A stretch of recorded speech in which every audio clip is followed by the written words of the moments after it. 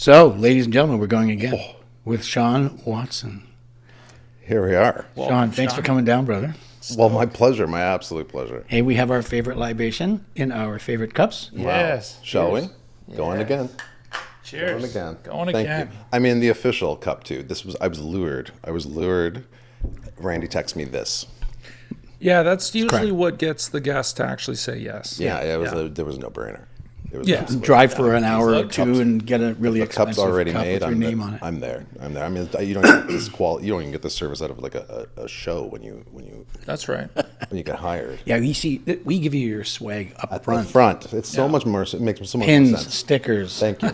Yeah, you can Yeah, take you that can take pen. all the stuff Thank for you. your sticker book and whatnot. Absolutely. I sure will. I will. All right. So, Sean, Hi. okay, so this is primarily a film sort of podcast where we talk to filmmakers and things of that nature. We've had some other people on, but Well, that's what I do, Randy. you're another person and you do something else. Is that what it is? Yeah, exactly. I'm an assistant director. I'm one of the I'm the first assistant director. Yes, we've always known that you were first. Yes, thank you very much. My number one fan, ladies and gentlemen. Absolutely. So an AD is people wondering what Yeah, you know what what? does that even mean? Well, most people outside the film industry actually don't think much about a first AD, but in the film industry, literally, you're the most important person on set. Yeah. I mean, you might argue. No, we're right up there. We are right up there. Well, let's explain it. All right. Just before we get into that, let's do this. Okay. Sean, where are you from? Oh, geez. Here, local, Ontario, born and raised.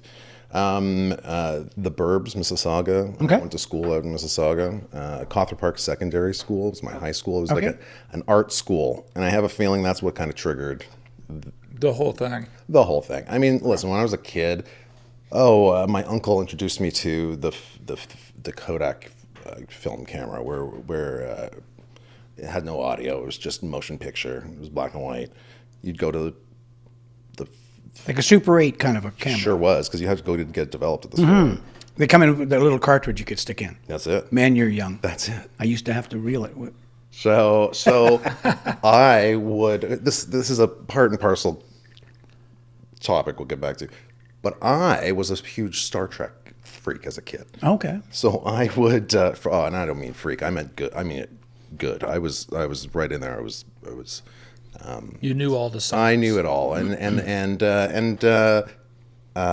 I would use my little toys, my Star Trek toys, and I'd do basically motion capture on his our animation. Yeah. Yeah, Capture. of course. You and Andrew have a great deal in common. Oh, did you see that too? Yeah, Yes, well, he I did. did, but it was Star Wars character. Oh, Yeah. Well, we have to see who's is better, the Star Trek or Star Wars, Oh, right? man. That's a big argument to be had. Okay, that is true. And then that evolved into like borrowing my sister's Barbie dolls, Yeah. not in any odd way other than using them as my cast, I did the odd stuff. right? He had a G.I. Joe as well. Yeah, Yeah. right. And then it's like, were you all their voices? Of course. Yeah, right. Oh okay. my god. Yeah. So that's, and we'll get back to Star Trek because there's a full circle moment about that. Something about the storytelling factor. Even though there was not even any audio, just piecing together the whole dynamic of making this motion happen. It was wild. I mean, this is no internet. We didn't have. Of course. Got to go back. We got to go back to pre-digital world. So that's what I did. Did you edit it? On camera? Oh, you edited in camera. In camera. Okay, copy. Okay. Oh yeah. There was no editing. Yeah, when I was a kid, I did Super 8. Yeah, I and then bought you- a would you little cut it? edit bit. Yeah. Jeez. Punch a hole and you cut Sure it. did. You glue it together. Well, that's Oh my God. Sheridan College. I mean, I eventually jumped to past Cawthra Park, where I majored in drama. Okay. You'd major in an art, so it was like a drama or music or dance or photography and paintings and whatnot. Pull that mic in front of your mouth there, bud. Thank you. So I would, I featured in drama, and then I was not so much like I didn't love like being front and center of the spotlight on me, but I sure loved being involved in that, putting the spotlight on somebody else. So I kind of found myself into like the tech squad and the AV squad. I mean, that's when I The nerds. got. Did you get bullied? Oh yeah, that's that. Yes, I was the 3 o'clock at the monkey bars. That's right out of the movies. Man. See you there. I found so many different ways out of the school. Oh wow. Other than the main doors. Oh yeah, I had my ways. Through the roof. Right on. So then Sheridan College was my next stop there. And the interesting thing about that time there, I mean, Sheridan, I was there at like the end of analog and the beginning of digital. That's interesting. Truly. So I used all this Steinbeck's. I used all that. I had 1 year chance because it was kind of like the tail end of all of that kind of being flushed out and all the new technology coming in. The twist was that nobody knew how to use the new technology. So it was kind of like this It's a learning process for everyone. for everybody, right?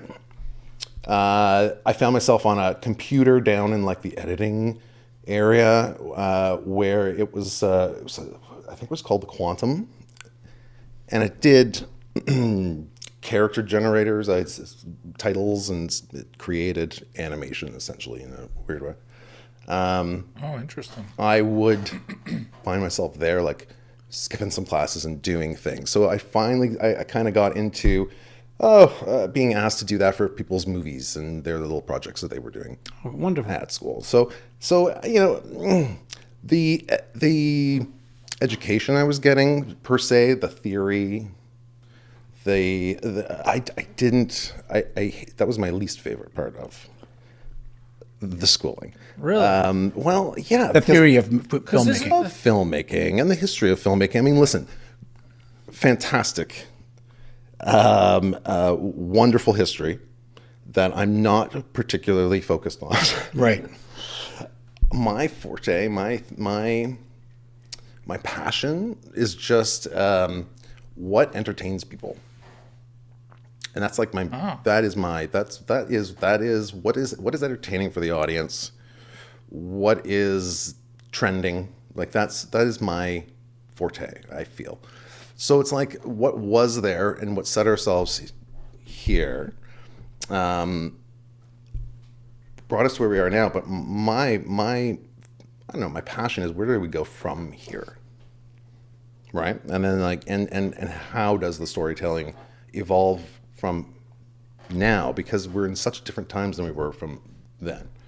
So, and this is also going back on 20 years before we're in as digital as we are right now too, right? Right. So it's almost like, I mean, I'm glad I was at Sheridan when I was there, and then met wonderful people who are still in the industry today, who I run into on sets constantly, and we look back and we think, how do we find ourselves here? That's cool. Especially because we didn't have everything that they do now. I mean, I'd love to go back and see what they're doing now. I mean, it's probably, you know, it's probably headquartered. Anyhow, so that kind of got me into staying into directing our own little pieces, but they were, you know, we were also at the mercy of who your teacher was, and you know, that was another kind of catch. It was just like if they were a fan of experimental, say, Yes. well, then if you were trying to give them something that was not that, they weren't huge fans of that idea. And so you're kind of like having to appease the audience in that dynamic. And that's the one thing I didn't really love, because again, that wasn't really my focus. It wasn't about making something that looks like something else. It was just something where like, what's new, something new. So got out of there, and I started, how did I find myself in my first office PA gig? But that's right around there. It was my third or last year of Sheridan College. When you were at Sheridan, did you ever work with microphones? Why am I not using it very well? You were saying about Sheridan and Duh. Great experience. I was just there at this time where the analog was ending. The use of analog was finishing up. The equipment wasn't really working. The brand new stuff was arriving, and no one knew how to use it. So you kind of got what you got, and you kind of, you're gunning for the new stuff, but then you get it, and you're like, well, what do you do with it? So it was a learning curve for everybody, and I feel that that was just my odd time there. I scored over the break an office PA gig on a new show that was starting in Toronto called Power Play. Okay. A hockey thing. A hockey thing about Hamilton having an official NHL team called the Steelheads. It did like 2 or 3 seasons. I worked. I got my first office PA gig, and so it was just going to temporarily fill in between my years of school, and then the show got renewed, and they asked if I wanted to stay and continue to work on it, but that would mean I wouldn't be able to go back to Sheridan. Oh. Right. So there was this choice, and then there's the overall main dynamic was that what was I doing at Sheridan during this time of the transition between the analog and the digital, whereas here I am in the industry Actually working. And that's where the ultimate goal was anyway. Right? Yeah.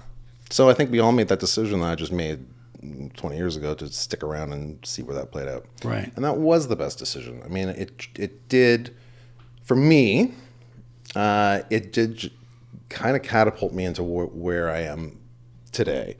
It was a busy time in Toronto, where we should talk about how those times have changed later, about how back in the day there were periods of ups and downs, and Yes. new work was a thing that would come and go. Lately, work just came and came and came and came. Yeah. But the reality is coming back that it is kind of cyclical, and that work is fluid. A lot of the new members, a lot of the new people in the film community, they don't realize that is how work used to be, and you have to kind of manage your life and budget your life around that and be ready to possibly not work for a bunch of months, right? Because there's just no shows. True enough. It's such a foreign thing that we haven't had to worry about in this city for a long time. But it is feeling like that is coming back with all the latest political. It is, of course, yeah. It is getting kind of political and weird, and but it certainly has. It's coming back, and it feels good again. It does feel good again. Well, we were just talking earlier, like last year, the writer's strike, the SAG strike, that really hit us hard. I mean, I was luckily working on a Canadian show during that, but just by luck, by fluke. I think I was with you. I think you were with me. Did you get to enjoy the time off, or did you worry? Well, you worry. It was a worry. It was a worry. Well, hold on. I think we all were. I think at first was it kind of like, okay, this will be fine, and then when we realized, shit, it's not. Yeah, at worry. first when COVID hit, I think Randy and I played, and probably Blair played more golf than we've played in our entire lives. Right. We got really good, but now I suck. Yeah. Yeah, well, that's what we did, thinking, COVID, it's all good. We'll be back when Right. everyone's dead. It's all good. That's right. We'll be fine. So- because we're on the golf course in our bubble on the golf It's all course. good. It's Yeah. safe. Safest place to be. We moved. We used that summer to move. We were downtown Toronto in Leslieville. And this new Ontario train line is being built, and it was going to come right through our backyard. Oh, what the? So houses sell best in the summer. We're always working solid in the summertime, but it's like here was this like silver lining of like, shit, we're shut down. What other better time? So it kind of triggered us to do a huge spring clean, which then ended us selling the house too. Like we cleaned out everything. So that was my kind of COVID, and then I jumped on to Tall Pines started started back up early, and we lucked up on there.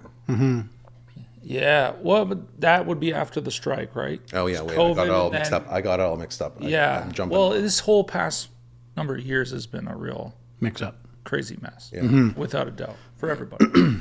Well, and then now with the new spark up of conversations, it's just like, oh, it's just more added question of, what, do we worry or not? The tariffs and stuff that Trump is trying to impose. Everything from tariffs to technology.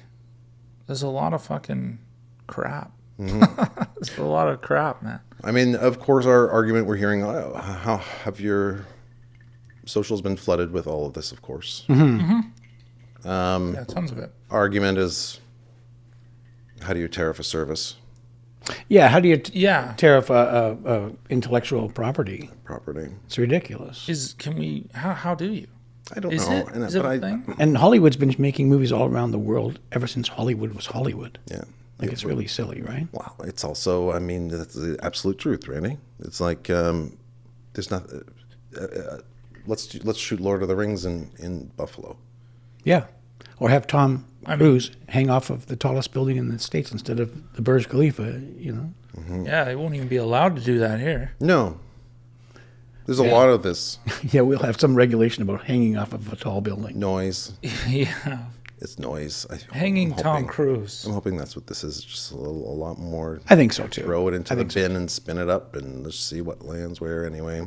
I mean, there seems to be a blender of shit Yeah. going on right now. I know, right? know? But again, how much of this blender, all of it is self-made.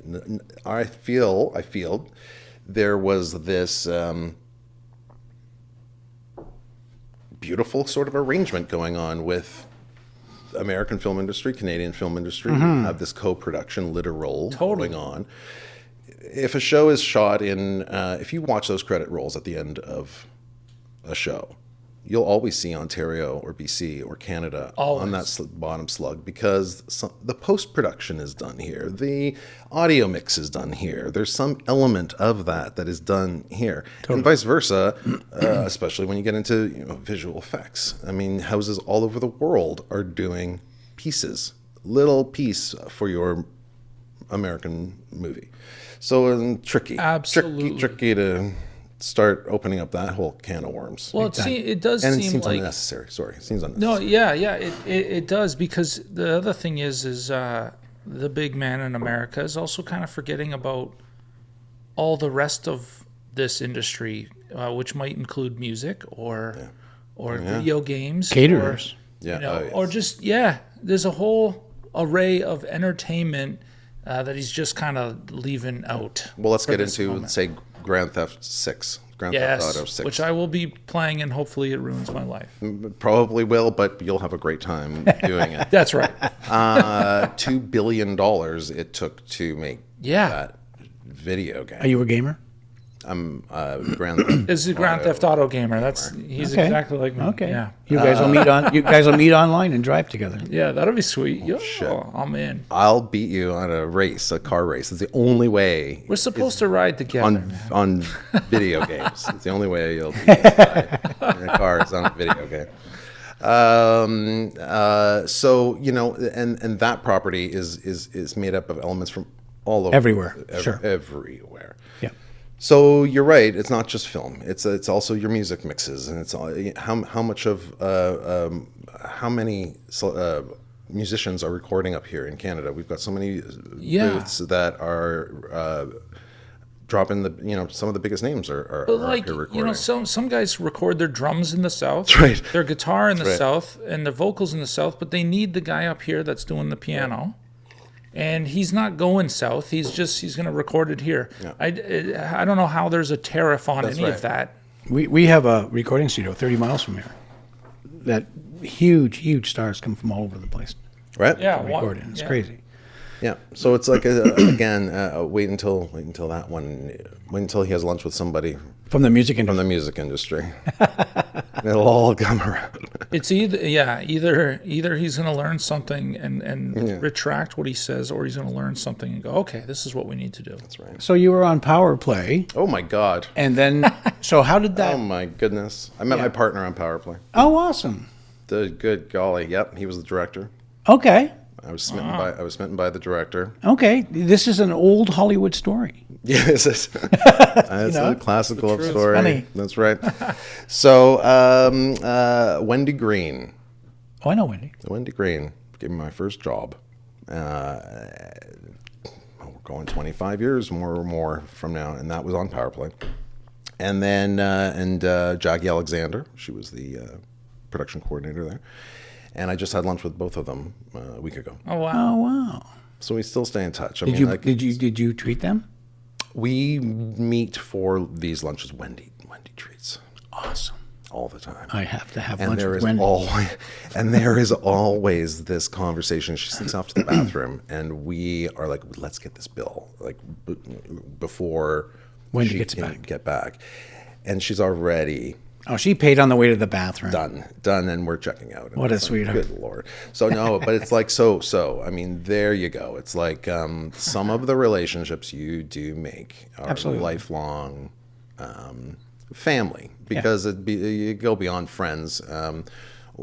When you work on a film set, you are there with a new family because you see them more than your real family.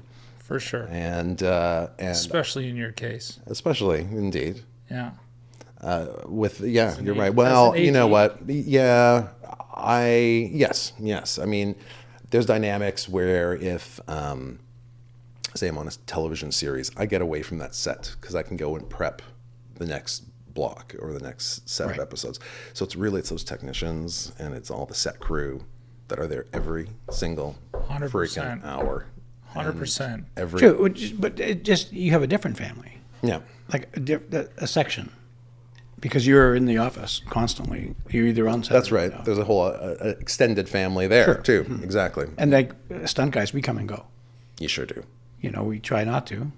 Well, it was kind of like what Blair. You're my family. Hopefully not literally. No, you come and you. Yes, I hear you. Do your thing. Yeah, 100%. Well, Blair said it earlier, just before we got to the cast, that he hangs out with only so many stunt guys or whatever because he's way out here. And I always say to people, I don't live in Toronto because I'm not a crew member. If I was a crew member, I'd be dedicated to the city all the time. You have to be. You kind of have to be. As a stunt guy, No, there are crew that make the trek out, and it's like God love them. It's just, I mean, they trying to keep the balance of life and work has really become a serious thing since COVID. A lot of productions are very much more open to that idea of a life balance, but then there are positions like mine where that's sort of it's almost like it's unheard of. it's kind of unheard of. You're there and you have to kind of be there because there's late breaking news at every moment. It's like a news desk in the production. Oh, okay. Now, having said that, if we can, there are people listening that have no idea why you're saying that. Yeah. Let's talk about what it means to be a first AD, All right. and let's bridge kind of where first off, what did you dream of? I know that Randy wanted to ask that. Was that when you went to school, was it a first AD you were thinking about? Well, God, no. You didn't even know that there was a first AD. Exactly. Right. Okay. Right? Like, who knew of this? Right? Yeah, let's So start, what there. what was your goal It initially? was a Star Trek thing. It was that I was You wanted to be going on Star Trek? I was going to be An astronaut. I was going to be the next captain on the Enterprise. Wicked. Really, what I was going to be. Knowing that wasn't real, well then shit, maybe I can make it or something like that, right? Have you ever worked with William Shatner? Yes. Did you have this chat? No, he wasn't chatty. Oh, I worked with him several times, and he was incredibly chatty. No, he wasn't chatty. It was a cold, wintry day, and he was outside. It was Rookie Blue. It was this Rookie Blue. Okay. Did we talk about Rookie? We haven't got to. I was on Blue it. yet. I was on Rookie Blue. But weird Star Trek circumstances throughout my whole life, right? So which is ultimately coming to this big letdown we're going to talk about later about Star Trek. But okay, so You dreamt. What was the question? What did you want to be? Yeah, What- well, what just you wanted to be oh, when a you went to filmmaker. school? A filmmaker. I mean, Okay. In what regard, though? Like a director. I think a director. Okay. Back in the time, I think a director's focus was, but I was editing a lot too. Like I got into Final Cut Pro, and that was kind of first launch. I stuck with that. I'm pretty good with that. So again, what was I going to do? I don't know. I liked all these facets. Right. And I think that's also what does make me a strong AD is I can also kind of visualize that final cut. Okay. So now this is yeah. interesting. Well, Going in with an editor's mind. a little bit. I'm not a pro editor. No, but no, I'm no, I sure get it, as but hell editor A lot better than people that don't think of it. Realize how it's done and what's needed and right. Right. Oh, Right, Okay. right. I'm good. I guess you're right. I don't really think about that, Randy. I just think I'm stupid. But see, not. I think so advice that I've always given stunt people is to learn how to write a screenplay, learn how to read a screenplay, learn how to edit, Learn how to act. get that learn how to act, but get on the computer. That's huge. Oh, it's massive. But get on the computer and go outside with the camera, shoot something, and then put it together in the computer, and see what you need. Because my job is to create illusions, and if I don't know how to create that illusion, that's ultimately going to be cut up and on film, like on the screen, you're pretty useless. Yeah. Yeah. So I go into it also with that in mind. Well, aren't you also noticing now how many people want a previs from you? Oh, Jesus. Let's say the word. It's been like a fad. In the last 3 days, all we've talked about is previs. Yeah. previs. Yeah. Previs. One- and I always think previs, so it's like, well, I guess they've got an editing team that knows how to fucking do it, right? Okay. Hold on. We have this. let's come Who the back. hell's editing? Like what? A previs? Okay, but you're right. You need to know how to edit it. You Yeah. need to know how you're going to hide your face and how you're going to duck that down to make you look like the first team. I don't. See, I have so many things to say about previs. I'm not a previous guy. But okay. No. This is what I'm saying. No, I'll shoot it. They I'll want, edit it. This is what I don't know who started it. This is going to get into a bigger conversation about the whole digital world and That's the thing. everything. Honestly, Absolutely. I would In our love. lives. I would love to come. Let's come back to previs because I would really like to go back to that because it has been a theme for the past several days. Okay. Yeah, And I there's- don't there's know a lot why. of- Yeah, There's right. a lot of previs going on in the stunt world and stuff, and especially when it comes up from LA. Yeah. I have a good question for that about you for that too. I don't want to forget it. No, just ask it. Is it because the directors don't know how to shoot it themselves? Just a second. Okay, see. Did somebody actually say that? Yeah.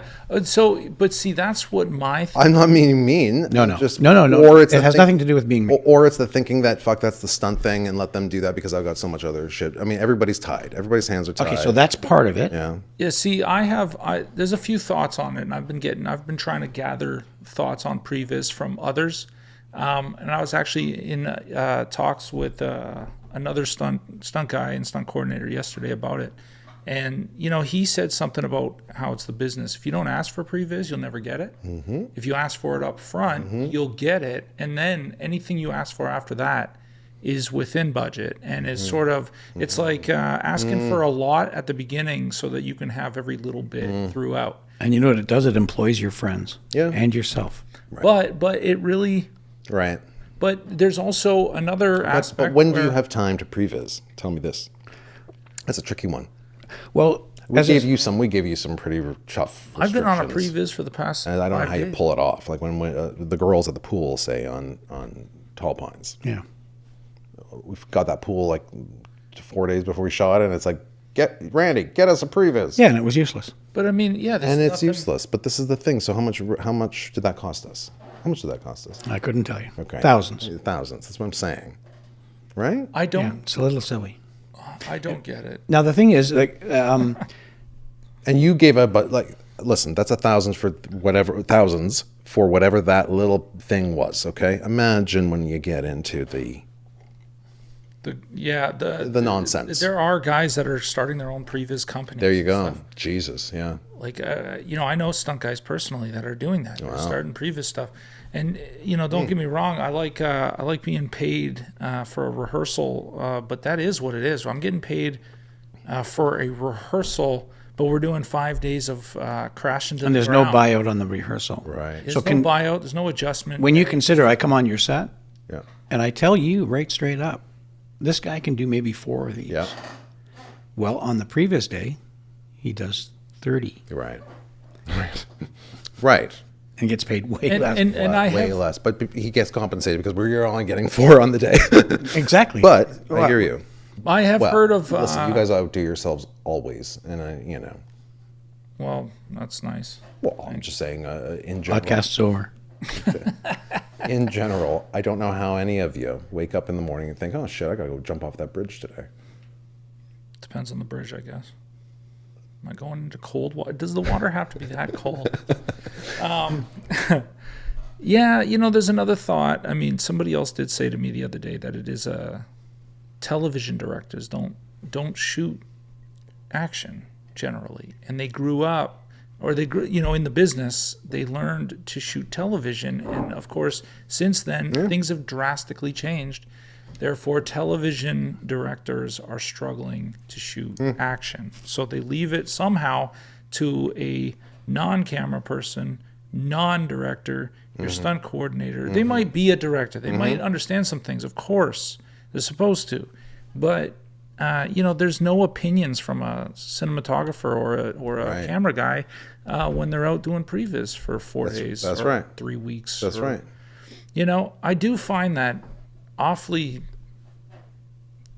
interesting, I guess, for the lack of a better term. I don't get it. When I've shot previs, of course I do interview the director. I try to discover what it is he's doing, what's his vision of what I'm doing, and then we try to do it. But Andrew's right. You go in and you make up your own shit. Yeah. Then you edit your own shit. That's right. And And it's I've pretty had, damn good, right? Yeah, I've had Right? guys shoot frame for frame. Okay, yeah, exactly. They know exactly what it is. And I guess in some cases, if the director is incredibly busy, I understand that, and especially for television, because people are brought in and they don't have a lot of time to prep. Yeah.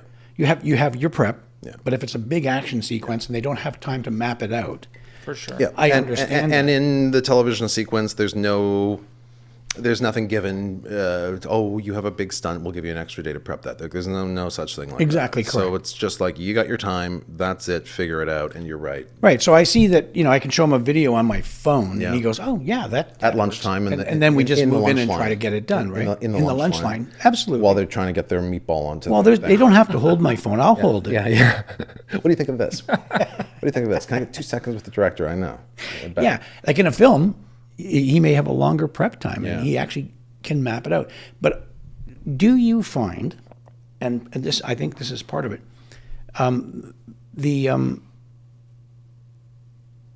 the skill of blocking has kind of gone down. Like It's definitely changed. yeah, The dynamic has changed. Can I tell you what I see? please. So at one time,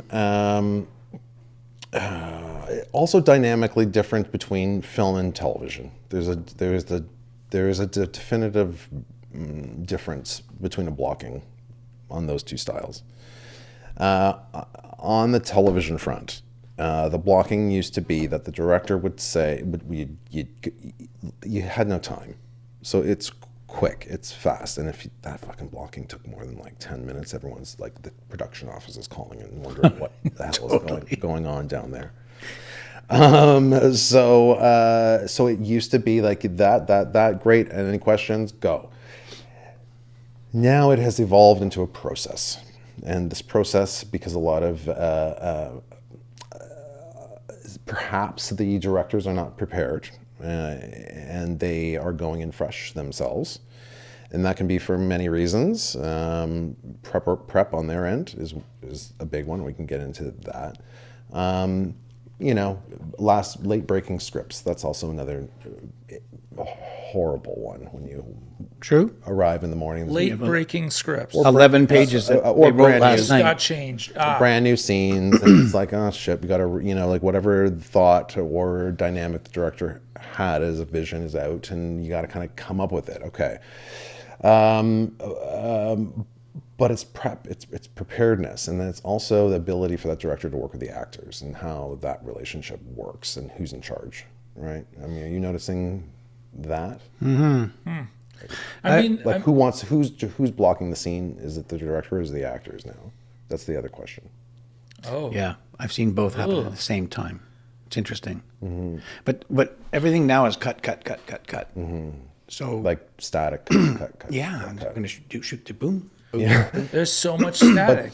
But it's because they literally have 2 hours to shoot the 4-page walk and talk. Right. And this is the issue about just dynamics of budgets and schedules nowadays. I mean, like, do you want to just should we refill our drinks Yes. and then recut this whole conversation to what the fuck is a first AD? We're not cutting any of this out. I've been figuring out how to get back to this part up front so people know why I'm talking like how. Yes. Okay, yes, so I Randy's do going to agree. get up and pour some cocktails. Yeah.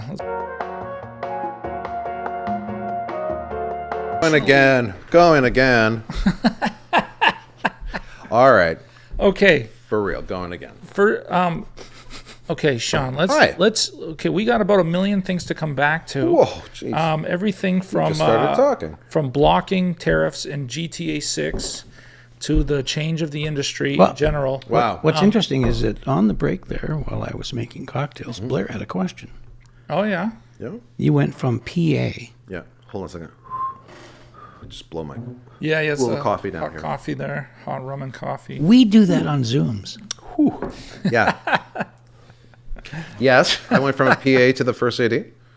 Yeah. No, David McLeod had a big part of that. Okay. So he's Shout out to David. Great guy. Shout out to he's my father from another. From another Whatever. grandma. There you go. Yes. Something like that. No, he's my he gave me every opportunity that where I'm at today is That's wonderful. because of David McLeod. Yep. When I was David's second AD, we'll go through ADs in a second, but when I was David's second, other first ADs would come through the office and they'd say, "Hey, David," and then David would always say, "Oh, he was my second. Oh, that guy was my third. Oh, that guy was my second." David McLeod was the youngest first AD in, I think, Canadian history. Oh, really? You can go to the books for that one, but that's the truth. Okay, you're going to have David on the think- show. I think it's like 19 or 20 years old that he was firsting. Wow. It's something crazy like this. And the stories that he's got, I mean, nobody's going to watch. No one's going to watch this podcast if you have David here. So please don't. Yeah, wait. we'll wait a week. Okay. Exactly. Thank you. Give this one a chance to get some leverage. I got called in. I joined the Directors Guild from my office PA time at Power Play. I joined the group. Listen, for those people that are out there wondering where to start, I'm kind of interested in the film, where to start. The office PA is the best and probably the only place that you do have an opportunity to start because everything else has been unionized. And PA is production which way. assistant. A production assistant, okay? And an office production assistant, you would contact the production coordinator of a show, and they're always looking for, usually, they are looking for help. And then that's a fighting field of its own because there are only so many shows, and there are It totally Sure. is. a lot Sure, of of course. PAs. I mean, everything has the same dynamic as everyone's fighting for work.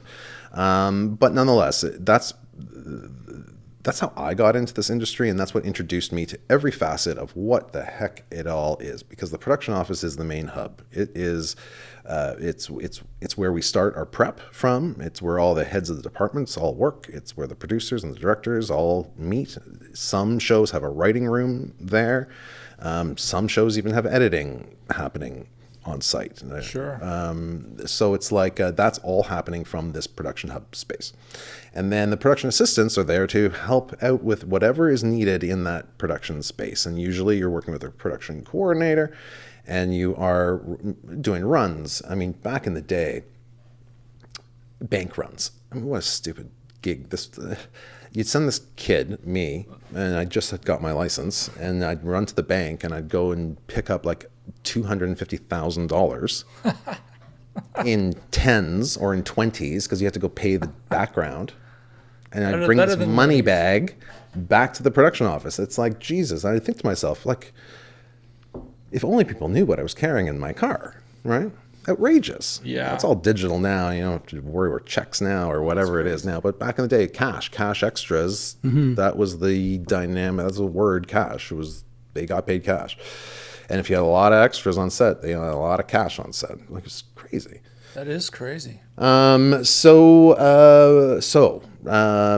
would do those sort of things. You'd do coffee runs. You'd have to stock the fridges. Like, it was like that sort of thing. You'd also be in charge of running all the paperwork and making copies of things and getting that to sets and just kind of making the paper. You would make that. You'd help just make the production go. And this still happens today. This is very much. this is the job of the production is it. assistant. You will run to sets. You will do crazy runs. Listen, this last show I just finished working on the Jonas Brothers musical, which is coming out next winter. Exciting. That office PA got to run to New York a couple times to go pick up a costume. I could drop off some Wow. Yeah, I never got a sweet gig like that, but that's the office PA. You just don't know what the heck you might be doing tomorrow, right? And what it does do, and what it did for me, was it exposed me to all the facets of what exactly makes a show or a series or a film. Sure. All the different departments, how they all kind of work. We're there in the office, so we see how the dynamics of meetings and scoutings and tech, and so I got exposed to all of that. And then the Directors Guild was where I felt I wanted to go to. So the Directors Guild of America, or of Canada, they basically, it's a union. It's not, sorry, pardon me, cut that. It is not a union, it's a guild. Right. So they will not get you work, but they will tell you where the work is, and then you are protected under the rules and regulations of. Also, actress should be the Actor Guild then. Well, it is a guild. Well, it's not a union. Oh, it's not. It's an alliance. I sure acts like one. Alliance. Yeah. Right. Yeah, an alliance. Yeah. The Alliance of Canadian I'll Television believe it Radio when I see Artists. it. We'll cut that. They're listening. Are the commercial actors still on? Yeah, if you put your hand over the microphone Sort of. like that, no one hears you. Right. Yeah, sort of. Sort of still. Yeah, we're locked out by a number of Like, it's fucking crazy. It's flowing back a little. advertising agencies. A little bit, trickling. It's trickling back. Yeah, Okay, but that was something that nobody talked about, and that was huge. yeah, it's massive. 3 years. Yeah. Do we want to talk about it? No. We will. Okay, so good. You should talk to somebody AD, relevant AD, about you're it, an because AD. My that's really horrible. We gotta Nobody learn. Talked about that, and that would have been so. Like, if that was, look what happened with the SAG. It was on every fucking news broadcast. It's the same thing. Mm-hmm. It's the same thing. It's just a different category of actors. The Ontario government shooting Ontario tourism commercials With non-union. and Rogers with Yes, Buddy. huge. Okay. Anyways, that's all cut out. Sorry, Blair. All right. So Best part is none of this is cut out. No. Yeah, let's go. All right. So, Office PA, Directors Guild was my thing, because I liked what the ADs were doing. I saw the ADs. They were kind of like the hub was the ADs, 100%. They certainly are the hub. and then everything was coming out of the ADs. What we're doing. We're ask ADs. So it's like the AD thing kind of caught me. And then Directors Guild. So my number is 5083. So I'm the 5,083rd member. And I don't know where we're at now, but I think David McLeod is like 2. So joined the guild and went on to set. The difference is, to get onto set, you do have to be unionized or gilded or permitted in some which way to get onto the film set, just for legal and for safety and for whatnot. So that got me there, and I went on to a show called Harvard Man. Harvard Man. Harvard Man, and that was Miles Dale and producing that, and we don't want to talk about the director of that movie. It's James Toback. I don't know, James. We don't hashtag that name on this broadcast because Yeah, I think copy he's that. got a warrant for his Hashtag. worldwide arrest or something at the moment. Oh, really? Well, going back to Miles Dale, he's an Academy Award-winning producer now. So. And sorry, I'm talking about James Toback. Miles Dale, Yeah, no, I'm kidding. what a Canadian icon. 100%. Own right. Absolutely. So, anyways, David McLeod was the first AD there, and then there was some issue on the day. Something happened, and I don't know. It's my first day on set, and then David asked if I wanted to come back tomorrow to be the third AD. Okay. Oh, that was okay. Yeah. A random thought. Completely. This random is from thought. what? What were you It's a doing? big jump. Nothing. PA. First day on set as a PA. Oh, and you went and you moved into the third AD slot. I did. How big is that jump, honestly? So usually you office PA, or you set PA. Then you kind of get to a TAD position. And that TAD, training AD position, is where you are working That's training AD? a TAD. Oh, I thought that was trailer AD. That's where the TAD worked. That's a TTAD. That's what the people. Trailer AD. Training trailer AD. Yeah. And if you're really if you're really nervous, it's a TT ADHD. ADHD. Crazy. ADHD. This is getting crazy. Training trailer. I think it's a nickname, trailer AD. It's a training I AD. think trailer AD makes them feel Totally. better. Well, they're always at the trailers. But it so. classifies them. I think that's where it got mixed up. Okay, So okay. TAD is a training AD by the books, but sure, Okay. call it tanning AD. tanning. Yeah, they're outside by the trailers. Depends Right. on the Tanning show, of AD. course. Tanning. Yeah. That's actually T. I mean, you name it, whatever the fuck you want to call it. Great. And if they're quite chatty, Talkie AD. Oh, there's a lot of those. oh my god. There's a lot of those. Yeah. And if they're like cheesy, it's like tacky AD. Oh man, this is a good so run. many of them. Okay, so at any rate, yes. Back at the trailer, you've got your AD who is greeting the cast. There is an art. There is an art to being that trailer AD. Yeah. You are greeting that cast. You are putting them through the process. You are their first thing in the morning, right? Mm-hmm. Sometimes that first thing in the morning is 4 or 3 a.m., right? So there is this art of, waking the cast up as you are also trying to get them through the motions to get them to set on time. So it's an art. oh, it's a massive sure process. there's It's an an- art. Oh my god. And that's one person. So when you're starting your day with 7 or 10 of them, and 150 background, it's a lot to kind of get ready. I can only imagine. So okay. The assistant directors, there's 5 or more on set. Sometimes we duplicate like rabbits, depending on how busy the day might be.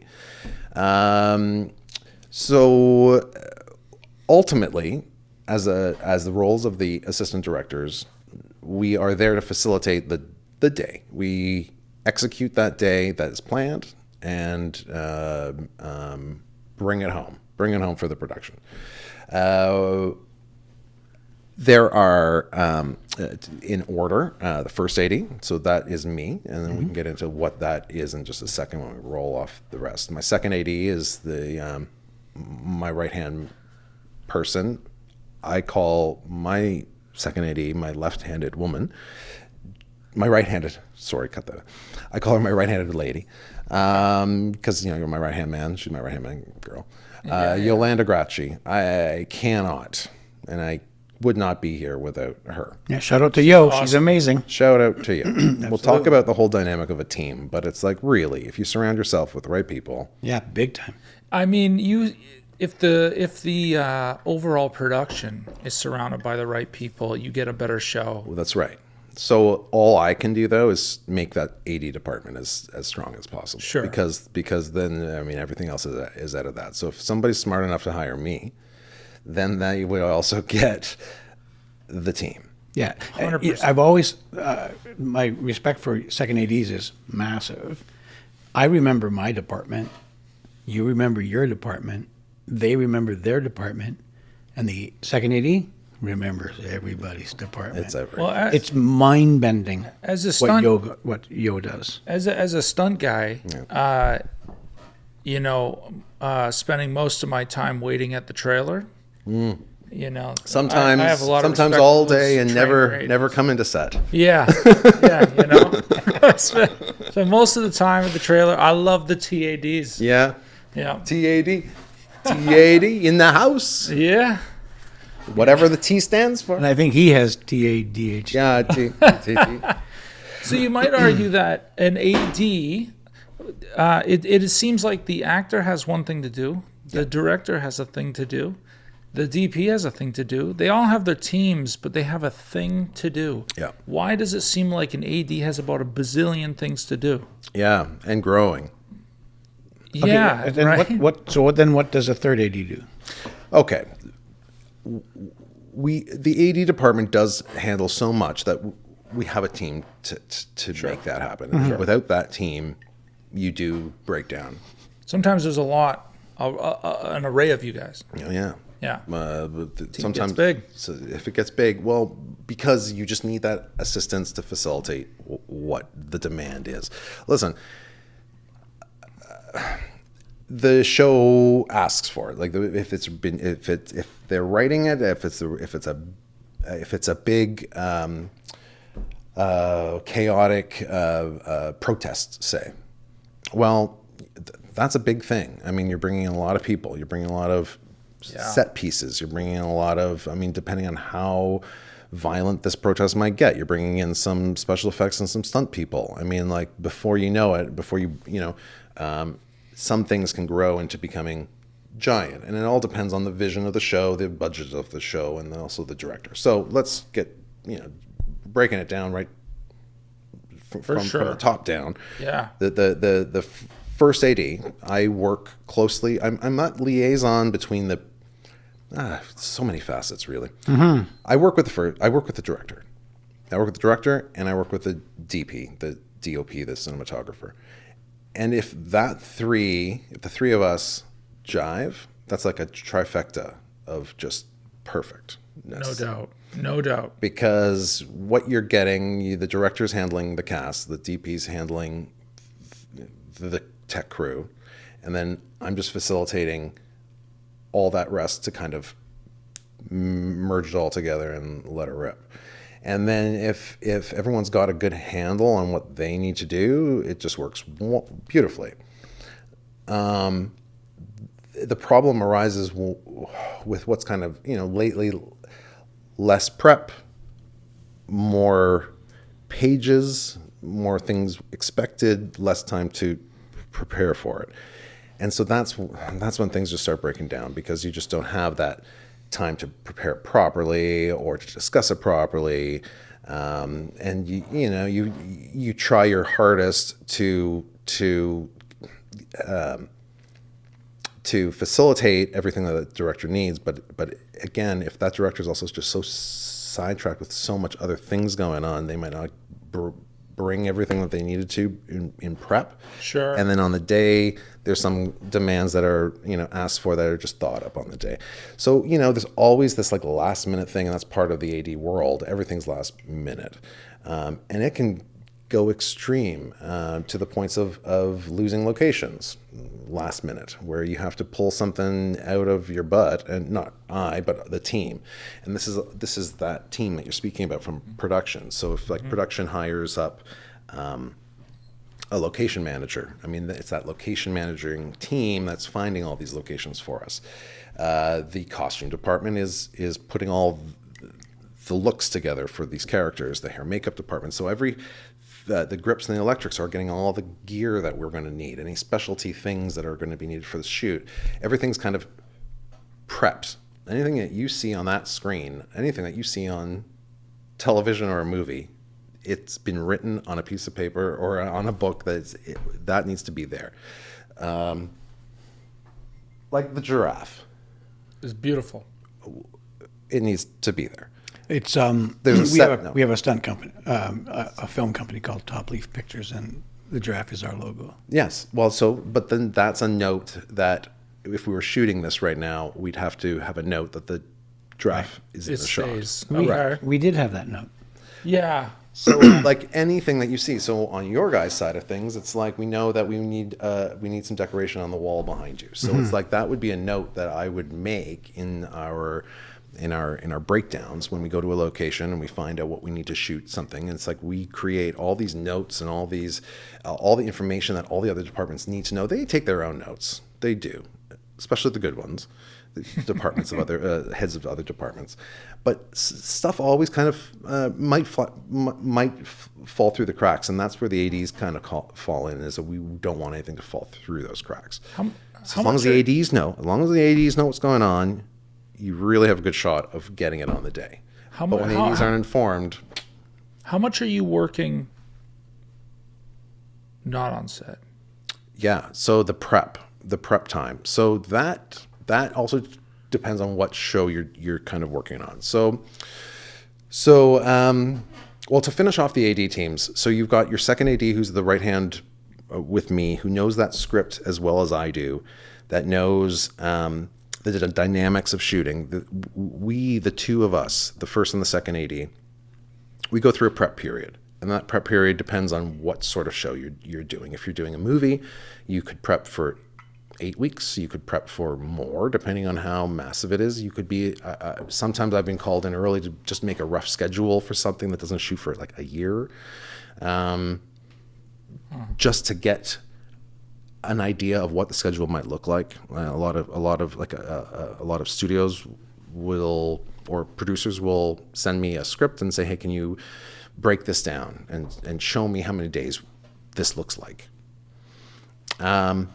So going back to your previs, this is where my job usually starts. I usually get the job and then I get the script and they say, break this script down. Well, I am in a little black hole. I don't know. What's the look of this show? How long is it going to take for us to light each thing? Are we going to spend an hour to light a shot, or is this not that thing? So I'm kind of going in blind when I'm given a script and told, here, make a schedule out of it. What usually happens is that I'm given the script. That producer has already done a breakdown of their own, or somebody has done a breakdown. And we question sometimes who did this breakdown. But sometimes a breakdown is done, and there is a number that's kind of the studio expects. Like, okay, this is going to be done in 25 days. This is a 25-day shoot. Oh, wow. Okay. Okay, so then I'm told to put this into 25 days. And then I usually put it into 27 or 28 days. It never fits. So then this juggle of days needed versus money had and whatnot, that goes to producers to be had with studios. But basically it's a rough idea of what the schedule could look like. How much do they know before you know? In what regards? In like for that schedule, Yeah. they pick a 25 day, Yeah. you pick a 28 because it doesn't fit. Do they know what they're doing ahead of time? Well, none of us do, because here's the other twist: is in that schedule. If I put the coffee shop with the laundromat locations, Okay. well, let's hope to God we can actually find a laundromat and a coffee shop together. Yeah. Ideally, you would find a coffee shop in a laundromat. Ideally. Yeah, yeah. Ideally. But no, it's never like that. And then it usually ends up that, no, the laundromats around the coffee shop aren't great, so we can't team that together. So that shakes that schedule up. Right. So the schedule, that first initial schedule is basically like a workload schedule, if you will. For when I get that script and I'm putting down the workload in there and basically showcasing that, hey, we might not shoot it in this order, but here you go, and you've got 6 days of shooting at the school, and you've got 3 days that's going to require us to shoot in the woods, and you've got 7 days that's going to need us to be in another city, let's just say. So then they look at that and they're like, well, whoa, that's way too many days. And then something has to give. Either the script has to be trimmed in some capacity, or we have to find some economies and we don't go to all these locations, or we find something else and we pitch it, or something is pitched, the producers usually pitch to the showrunners or whoever's in charge of, or whoever's allowed to make sort of decisions on site with us. Something that could help us out. Like, hey, instead of a laundromat, what if it was a convenience store? Okay, sure. Right? And then they could say, yeah, that could work. And then we can say, well, guess what? If we did do that, we could do those both on the same day, and that helps us Now, out. who is it you're trying to convince here? Usually the showrunner. So basically every show has somebody assigned from The top who is considered the showrunner or the executive producer. And that list of names that you see at the start of every show, and it's sometimes that executive producer list just goes on and on. Yeah. And some of those people are the ones that Okay. yeah. But the writer wrote a laundromat. But if it's not a story point, That's right. we just need the conversation that's happening. Actually, That's right. How much does?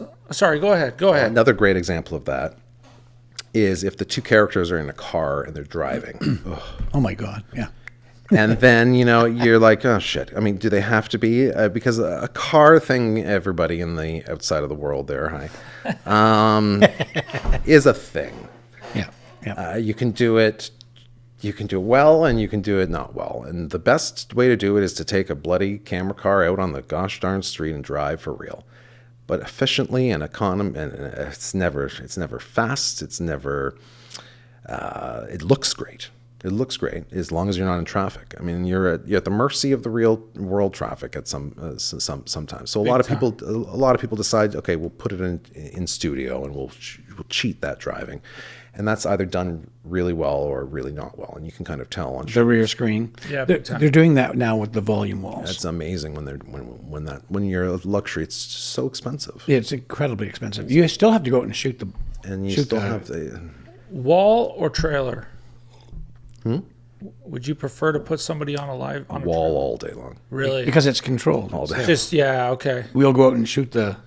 But they can look pretty rough. The walls look great. The walls are amazing. Really? Okay. Well, with it all boils down to your cinematographer. A lot of them have tricks of their own trade to make the driving look a little bit more real than not, by interactive lighting and the a little bit of live movement on the camera and a little bit of jiggle in the car. I mean, it really does sell it. But listen, if you're doing a driving movie Yeah. where the characters are driving all the time, I bet you're driving for the most part. I guess you should be. I mean, we were all sold when Seinfeld hops in a car. But we were so, For 20 seconds, yeah. 20 seconds, right? Yeah, Right. You're right. And it looks so bad, but the jokes and everything sort of That's right. coincide with that. But you can't do that feel. when you're doing a heist movie and they hop in and all of a Yeah. sudden The you high see speed that. chase. And you're like, wait a minute here, you gotta give the audience. I some love that scene credit. when they're in the car. Yeah, right. talking. No one talks about that. Yeah. No, I'm with you. So, how did we get onto the volume wall and all the driving? Sorry. I think it. There's no circled back to structure here. something. We're scheduling. Yeah, scheduling. Okay, all right, scheduling. So, all right. So then, as first, I'll get that script, and what I'll do is I'll break that down and show the workload. Okay, and then all the limitations start creeping in, where you might be told that, say, Diane Lane is not available after She's going to be pissed. October. So you have to shoot her out before October. So, well, shit, all of her scenes take place at the mansion and Or the laundromat. or that bloody laundromat, and we can't get to that laundromat because the laundromat's, booked. Now a store. Yeah, right. It's a mess, Randy. So that opens up the schedule where all of a sudden now, for cast, you're shuffling things up. And then next up, well, geez, that laundromat location, we just lost the laundromat location. And then what happens? And guess what? We have to shoot that in 2 days. So it's like, can we find another laundromat? Listen, it sounds easy, but but the prep that has gone into that laundromat we were going to has been a month or more in the making. We have gone looking at it 3 weeks earlier. Art department has been in it for a week. We're ready. It works in our schedule to fits in properly. So when you get dealt all these things, this is where the first AD then comes into the next bit of action, where your that schedule that you've implemented starts changing. Oh, and that can be really tricky, especially when you start juggling cast. If you've got 3 or 4, or let's say you've got 10 people in the scene, 2 of them aren't available at this day, and one of them can't come because of this day, and then the other one wants to be out by 5 because they have to be somewhere, and you're like, holy shit. So you get dealt this, and you do have to figure it out. Usually when it gets into extreme circumstances like this is, over and above the norm, more people get involved, producers get involved, and you got to get agents involved and sort of, structuring out, okay, we can have them out by this time, and is that okay? And you got, as the first, you just kind of have to provide the options of what's available. I inherently know the schedule. I inherently know I've made that schedule. So I've taken ownership to it in a weird way. The writer's written it, the director has their vision, the cinematographer has their vision, and then I've got my vision of how the schedule all shoots. And so by working with that director and the DP and myself, we look through the schedule and we look through the days. This is what we're doing in prep. And we're kind of seeing how these days all will line up. I'm going to imagine they rely on you huge. Yes, and that's the dynamic that's different with depending on who your director is, and also where your director's from. I do find that's a big thing. Really? That's interesting. Yeah. Let's go there. No. Come on. It's so bad. Come on. I'm never gonna get hired. do it. I'm never gonna get hired again. Japanese director. Well, Andrew's never going to work in Japan, but It's the Americans. It's the American directors. we should put a tariff on them. Jesus, there should be a fucking tariff. Did you say that? Not always, okay? So it's just,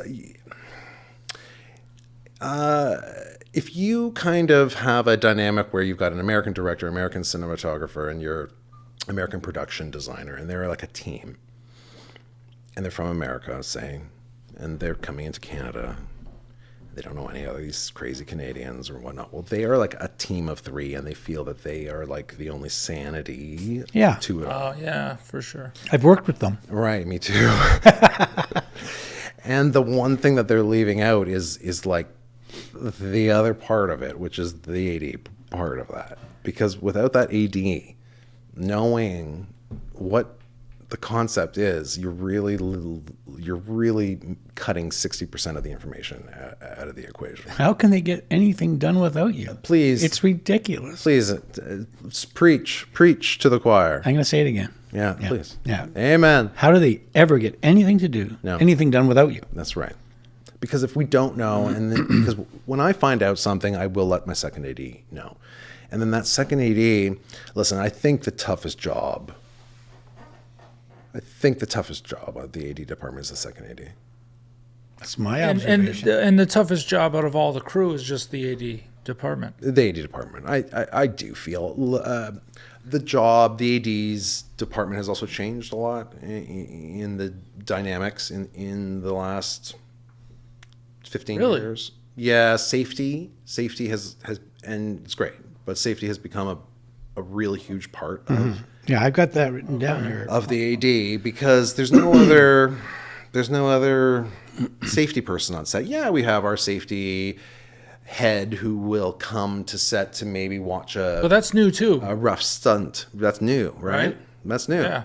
You never saw that before, right? Like, Yeah, well, what's doing the car, Studio sends You it know in what? because of insurance. doing the I- car flip, and then all of a sudden, oh, who's this guy? Oh, he's the studio safety. Yeah. Have you ever flipped a car, buddy? Yeah, no. Yeah, I mean, and this safety person is so new that stunt coordinators now are relying on them to shut things down or do right. things that the coordinators used to do, That's right. and only when there's stunt on set. Well, or there is this. Well, here's the thing. I always, prior to the safety person, stunts coordinator was the safety man. So it's like if the stunt says no, it's no. Like Yeah, that's that, sort of we'll figure something else out. Everything. Listen, everybody wants the biggest, the best for everything, right? And so be it. I mean, I would want that for my show Rightfully as so, well, I suppose. right? Yeah, yeah. Rightfully so. And they will ask for the actor to be as close to the edge of the cliff as possible, Absolutely. I've seen that happen. right? yeah. And it comes a time where, I mean, like, I do not know. Me as a human being, I know where close enough is close enough for me to the edge. Right. But who is to say that actor can't go any further? Well, it's the stunt coordinator who's actually Yeah. kind of supervising that whole stunt motion. And that stunt coordinator is going to be the first person to say, you know what, that's not going to be the cast member standing there. If it's Right. any further, it's going to be a double. Hence- or that cast member is going to be tied off. Like it's Now, that is who is I rely Exactly, on exactly. for safety. But hence the reason for a director to not want them there necessarily. Who not want the? The stunt coordinator. Stunt coordinator. You know, I'm on. It's not a stunt. that's happened too. It's not a stunt. No. We don't. Yeah. They're not a stunt. That's not stunting. Well, you know, I get on commercials and I coordinate and I. Randy, get to set. It turned into a stunt. But you know, a lot of actors have thanked me for being there. Yeah. Because in the past I wasn't there. Right. And directors have really Fucking right. pushed to get them closer to the edge because in the end their personal desires of having that shot really means a lot. And to them. there's like this slight hope that they don't fall from the edge. That's right. That they get it. Man, do they want to be there? But what's Yeah. interesting about And, putting and that's what's great with Randy. I mean, both, but Randy. He's pretty good. I think you know they want to be there, and I think you want to give them that privilege to being there. correct. For sure. But, and we just went through it all. But there's a limit, and you Absolutely. you put that line down, and it's like if you're going to go any further than this is a double, Right. and if you keep them here, we're all right. Exactly. We abide by that. But what's interesting about that is when you put someone on the edge of a cliff, if you were out on a Saturday afternoon with your significant other, Yes, and the two of you step up to the cliff, what are you thinking about? that's right. You're thinking about standing on the edge of a cliff. Here we are, we're 6 inches our toes from the edge of the cliff, and we're looking down and we're being incredibly careful. But in my world, it's not that person standing on the cliff. It's the character. And the character is acting. And he's in a different mind space as to what's happening over the edge or behind him. True. So I'm not letting the character go closer because that person's going to do something stupid. That's right. Yeah. It's Very So- smart. so- Yeah, so Very understanding your character Shit. is more important than understanding just putting a human being on the edge of a cliff. Yeah, it's so interesting because then on that whole character front, when it gets down to scheduling, that's another facet because, okay, so you're given this whole script and it can be anywhere from, depending if you're doing a television show or a movie, it could be anywhere from 50 to 120 to 300 pages, depending on what you're doing. Well, that script, I've got to, I'm given the script and my first job is to break that script down. I got to break it down into how many days, but then that breaks down into, well, how many scenes are there and how many scenes can we actually pull off in a day? And once we actually get into into the prep and we start actually diving into the schedule, and the director and the DP and myself hopefully have the time to actually digest the schedule. And that's I notice a whole different outcome on execution when we have the time to look at the schedule together and when we don't have the time to look at the schedule together. And it all depends on your allowance of time and prep. If that director knows not only what they're doing like for the day, but they have it in their head what the whole schedule rolls out and why that schedule is as it is, because it's so tight, because the budget is what it is. It's not me. I mean, I could give you all day long to shoot your scene if I could, but Sure. I can't. It's like you get 2 hours. Yeah. Because ultimately it goes down to math. And it's like I tried to get into anything that didn't involve math in my career. I chose film. As did I. ends up you kind of need the math there.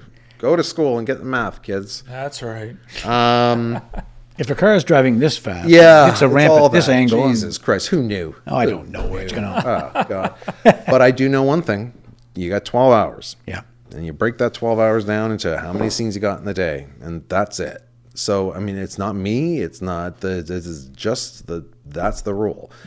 So, I do find that since COVID, there has been a sense of a little bit more being adhering to that end of day time. That's There always, totally has. there has always been this whole, when is the end of the day? I do less 18-hour days now than I've Right? ever done. Ever Yeah, done. for sure. Yeah. So I think the budgets aren't doing it. Like, I don't know. I don't know how we're pulling it off, because we are pulling it off. And I do think Yeah. I do think it's the Canadian crews that help that cause. I mean, in some weird way, maybe our limiting the day and trying to keep it within a particular space or time, that is somehow just working. Well, we're just putting pressure on ourselves to finish. Yeah, Is that what you're saying? Yeah, Because it's if you're being allowed 18 hours, fuck it, I'll do it right. in 18 hours. Yeah. yeah, But yeah. I really like, I'm right there with the crew guys. I'm right there with them. And that's one thing I'm a listener. And I think listening is the key to the success. If you spend the time to listen to somebody, they're usually telling you something either important, or there's something that's bothering them, and if you can just rectify their issue and make their day better, then it makes everybody's day better. Mm-hmm. And then it just facilitates that day to get out quicker. I really truly feel, I think the days of like the crew wanting to like get in and get 20 hours of overtime and get like zero turnaround are over. I don't know anybody who wants that. Nobody, but now. well, whether True they enough. want it or not, it's not happening. At least on my end, I'm not going to any show where that's happening anymore. Well, you're a stunt guy. Sometimes we go in and out, and we're out of No, about 4 It hours. happens. Yeah, but if I'm there- it happens. It happens with people that wanting to just extend their day in some which way, of like wrapping out their truck on their day, or Right. doing something, trying to extend in some which way. And that's how it used to be. Do you remember back in the days, the tailgate parties? Oh gosh, yes. That was on the clock. Yeah, we go by the grip truck, and they've got They're beer and coolers. Still on the clock, 100%. right? Those days are like over. Yeah, like, I noticed. nobody wants to even do that anymore. I hate that. I know, but it. Yeah, People it realize was, it was they got dangerous. family. It was everyone's got kids now. That's the other Yeah, thing, right? They all got. We're all going home. But so I feel that people just want to kind of get that day, and if you can economize that day and expedite that day in any which way, and also just show that we're all trying to root together to get through this day together. There's such a camaraderie going on that Yeah. I was going to ask something else, but what you just said, because we're a team, the camaraderie thing, I think the first AD, everything umbrellas under you. Yeah.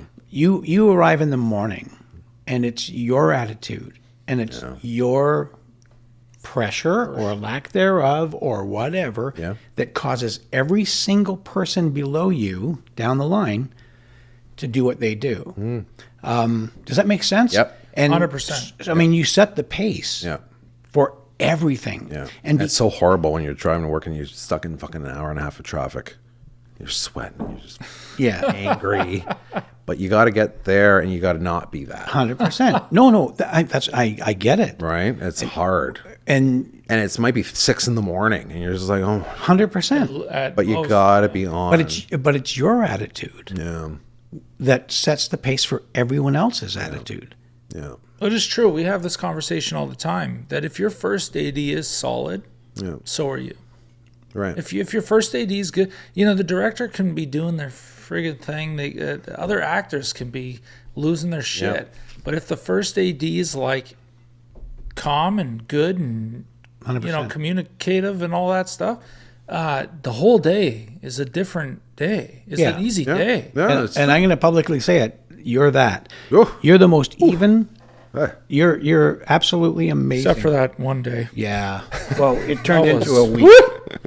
Yeah.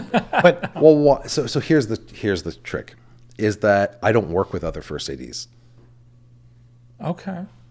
I don't know. Interesting. I don't know. How are the other first ADs? I Well, see what I don't know. Well, let's go there for a second. This is what I do. That's This is what I do. interesting, 'cause I- I've learned from David McLeod. I've learned from, listen, like Bill Spahick, down to when he used to lug his strip boards down to set. So we schedule these. Jesus, remember strip boards? Yeah, but he found it fond to call me Chauncey Gardner, Which is a lovely movie. right? Huh? Chauncey Gardner. That's hilarious. So Chauncey, bring me the strip boards. That's what he'd say, and he'd be like, "Oh, all of them." And I don't think Andrew or Blair's ever seen I don't know what a strip board. strip board. I have no idea what that is. oh, it's this fucking heavy thing. So no, it's, Yeah, it's not quite that big. no, but I was trying to get it like It's that thick.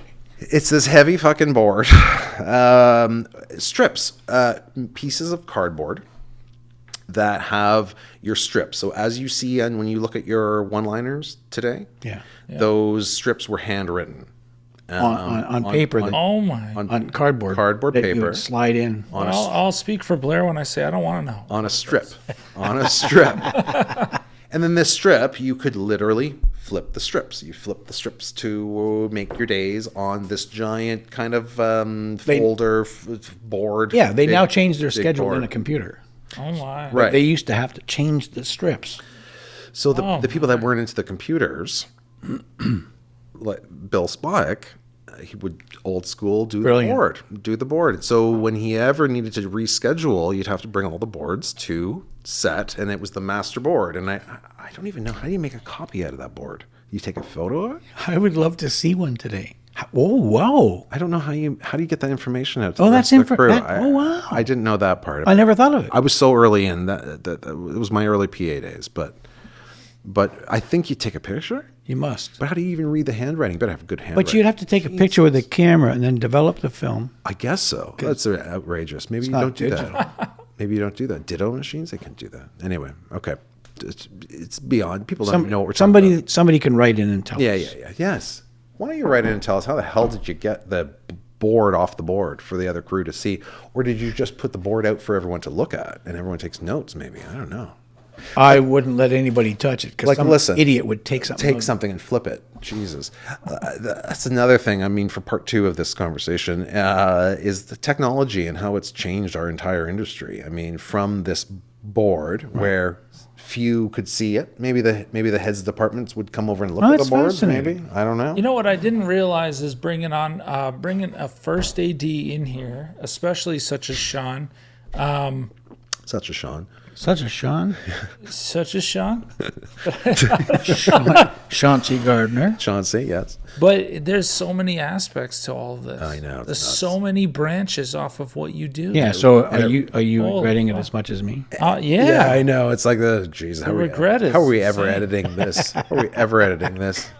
No, it's amazing. So many facets, and I think it also is part and parcel because the 80s are the heart of They are. the heartbeat of the set, and 100%. and completing the mission.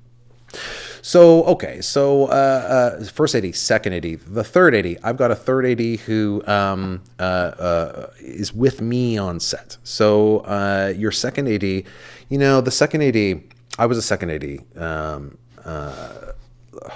I don't know where we should start.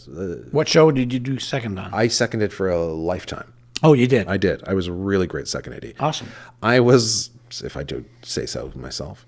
No one else has told me that. I feel no. It was, No one else it was is pre. saying it. It was pre days. The pre days. I feel like my template of the call sheet is still used in the city today. Trip. I look at it and I'm like, this is my innovator. call sheet. Absolutely, absolutely. Wicked. I think I introduced color. I think Oh, introduced wow. The color. Everything was black and white. Everything was Who would have black thought and color? white. Everything was black and white, and it's so You went to art school. So hard to read. I went to art school, Coth Park, and hashtag, and yeah, it's funny how you lighten up a little bit of color on those schedules or on the call sheet, and it just helps people read it. There's a lot of information that is on there, and it is a lot of jibber jabber for somebody who doesn't understand what the hell any of it is. If you add a little color, it kind of makes it a little more enticing to want to look at it. It's all it is. You just got to get somebody to look at the fucking paperwork. It's advertising. It is a little bit of advertising. That's So awesome. I do see my template still in use today. Wicked. I do feel. Listen, I was out there with a BlackBerry. Just a second. I was out there with a BlackBerry. Oh, what? Yeah. For you young people listening, a BlackBerry. Wow, it's not fruit. Yeah. It's a Yet phone. it is. Yet it is. Hey, listen, I worked for years with a BlackBerry. Oh my God. I didn't want to get an Apple phone. Yeah. I didn't want to Well, be there that was no person. Apple phone though. Well, Until there was. yeah. Yeah. And I still avoided it. Yeah. Until someone on set Yeah. who had an Apple phone. So when you have a BlackBerry and you get your call sheet, remember having to scroll up and around and everything like that to find your And deal? it was almost like it was in an Excel document of some weird sort. And then somebody come up to me with an Apple phone and said, "Here's my look at my call sheet." And the whole screen is a call sheet. It was. And then you could just expand it. yeah, fucking. Oh, I was at the store the But I next mean, day. the difference between a BlackBerry and an Apple is just you can toss the BlackBerry up and catch it in your mouth. Like you can do that Yeah, with you have to be careful. Some of them are poison. But the Apple, you got to bite. Yeah, boring. Oh, you guys are. Oh my God. It's a I'm glad to be here for this. it's a GTA 6 thing. Wow. Yes, This is just the commercial where people get up to go make a sandwich. this is part of my gang right here. So, so the BlackBerry, I feel I think any second AD at the time that I was seconding will probably declare that they created the set update text trend. Because, listen, information is the biggest thing about the AD department. You have to get the information. If there was another name for the AD department, it could be called the Repetition Department of Repetition. The repetition department of repetition. That's right. Okay. Because you can't tell people enough. If you can tell them the right thing, then they got it. Information is the key in any Information is the key. And it's like I'll say it 3 times. I'll tell people if nobody heard it the first time, you hear it the second time, you hear it the third time. Like there's no way that nobody on our set says, "Oh, I didn't know that," because I've repeated it so many times. But it's also not to be annoying, and in no right do I ever been claimed that I am annoying with it. It's just that information flow. It's like if you can also say, "Hey guys, one more shot and we are out of here," it gets everybody fucking going. And it's like you got to keep this like momentum going in the day. If you stall it out, you start losing crew, you start losing focus, you start losing, the desire to be there. Can it be Falls easy to get complacent? Oh Or- yeah. Oh, yeah. certainly. And it's very common on a series, Sure. a long-running series that say you're on season 5 of. Because focus just gets a little askew, kind of thing. Or We've done this. Yeah, well, listen, there's There's so many pros and cons about that. Like, listen, is there something envious of everybody who's on Murdoch Mystery? Yeah, a little bit. Like, I think these guys have a little family. They go. People have spent their career They there. go there. They go to visit their work for 10, 11 hours. They go home, and it's just this repeat thing on repeat, and it's just this golden job. Like, it's like kudos to everybody who's been there, and I think there's a real work-life balance in the situation. But by the same token, I did not get into the film industry to have a job that takes me to the same office every single day. That's And for then sure. there's that trade-off, right? Yeah. And then that is the same, very similar feeling that I've got in my life. If I did want that, we could find a 9-to-5 Starbucks job or something like that. Yep. Now, job security, though, is a whole other question. And it's person to person. It's like if you've got requirements in your life that you need to know that you've got that job and that next job's coming and you've got another season going, it's like great, and lock onto that. If you've got a little bit more flexibility, that you do have that luxury of,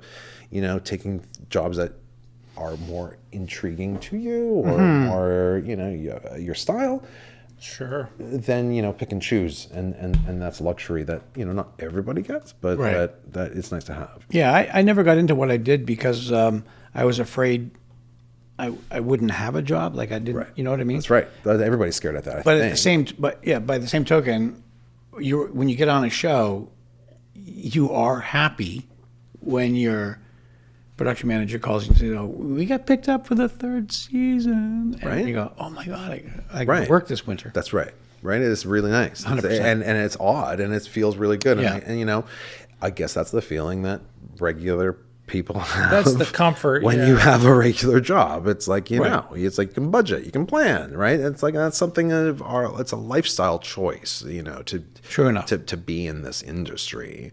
For anybody new coming in, it's a real commitment. It's an interesting thing you said. True about- commitment. It's a lifestyle. It is. It is an absolute lifestyle. You have to be like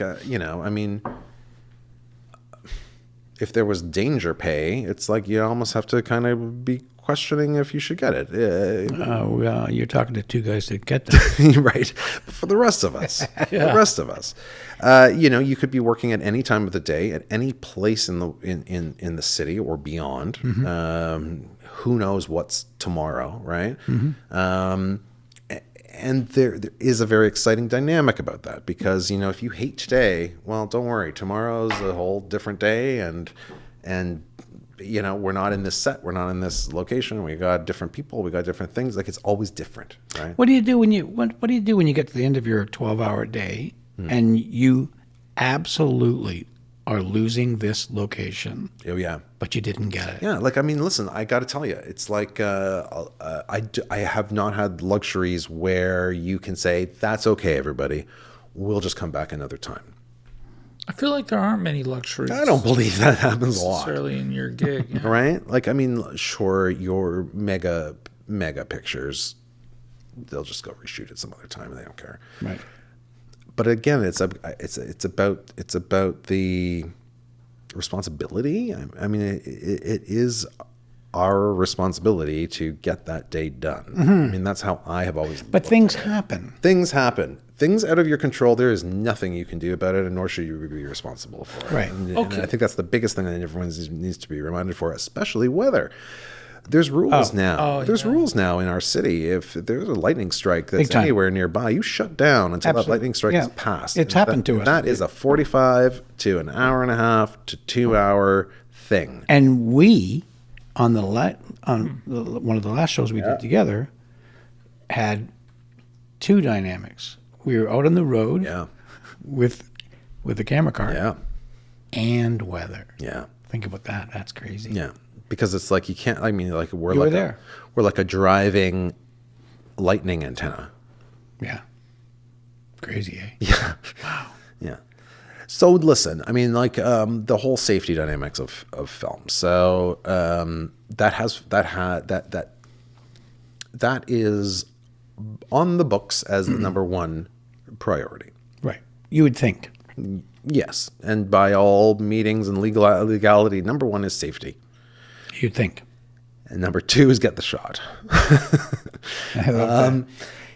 I have been very fortunate in my whole career. Yeah, like I've never called action or role on anything that I've ever been suspect on. Thank you. Yeah, I'm going to take the compliment. yeah. I know other people aren't in that position. Yeah.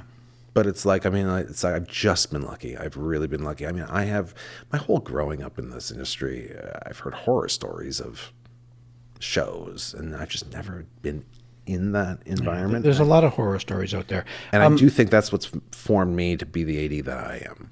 So that brings me to a question. And I don't think I've ever thought about this until I knew you were coming. What influence do you have over the hiring of a stunt coordinator? Any? Yeah. I mean, hey, first and foremost, it's usually the producer who has their favorite. Okay. Do you find that? Yes, absolutely. And then secondly comes when that favorite's not available and they don't know the other people, and they come in and they ask. Okay. And they're like, so what do you think of so-and-so? Or how do you know so-and-so? Or experience. Or they've had a bad experience with so-and-so and they want to know if I've had a better experience yeah, with so-and-so. And was that a one-off sort of thing, right? So, this is a relationship business, and you work with people you like. It completely is. Like, you're going to be on a show for 6, 7, 8 months. Yep. You really do want to work if you're going to be there daily. Yep. Or even 3 days a week. Oh my God. Oh my God, or once a week. 100%. Yeah. Hey, that's okay. But yeah, you want to be with people that you enjoy to be with. 100%. Or you want to look forward to, I can't wait till Friday when I'm in with that guy. Yeah. 100%. 100%. Absolutely. Yeah. Anyway. I mean, I'm glad that I can provide that sort of atmosphere on set. And that's what I feel is my thing, is that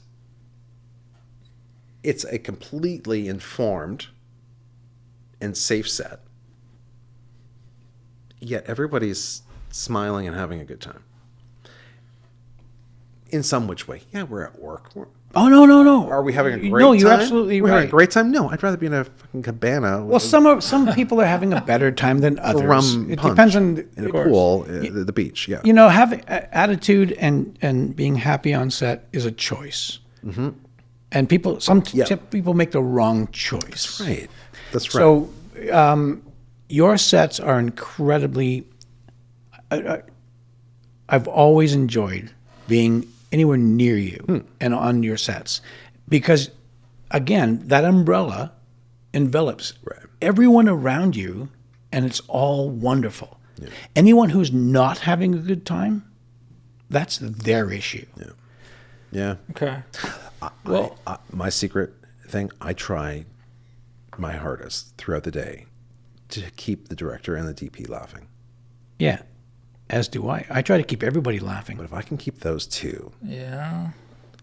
not laughing, like, we're not there to have fun. But listen, we can joke. But that's the thing. I can chuckle. We can have a look, and he or she we're will still just laugh. making movies and TV. 100%. That's the whole thing, right? You know? And that is the absolute end all of this. It's like Yeah. we are creating entertainment for other people.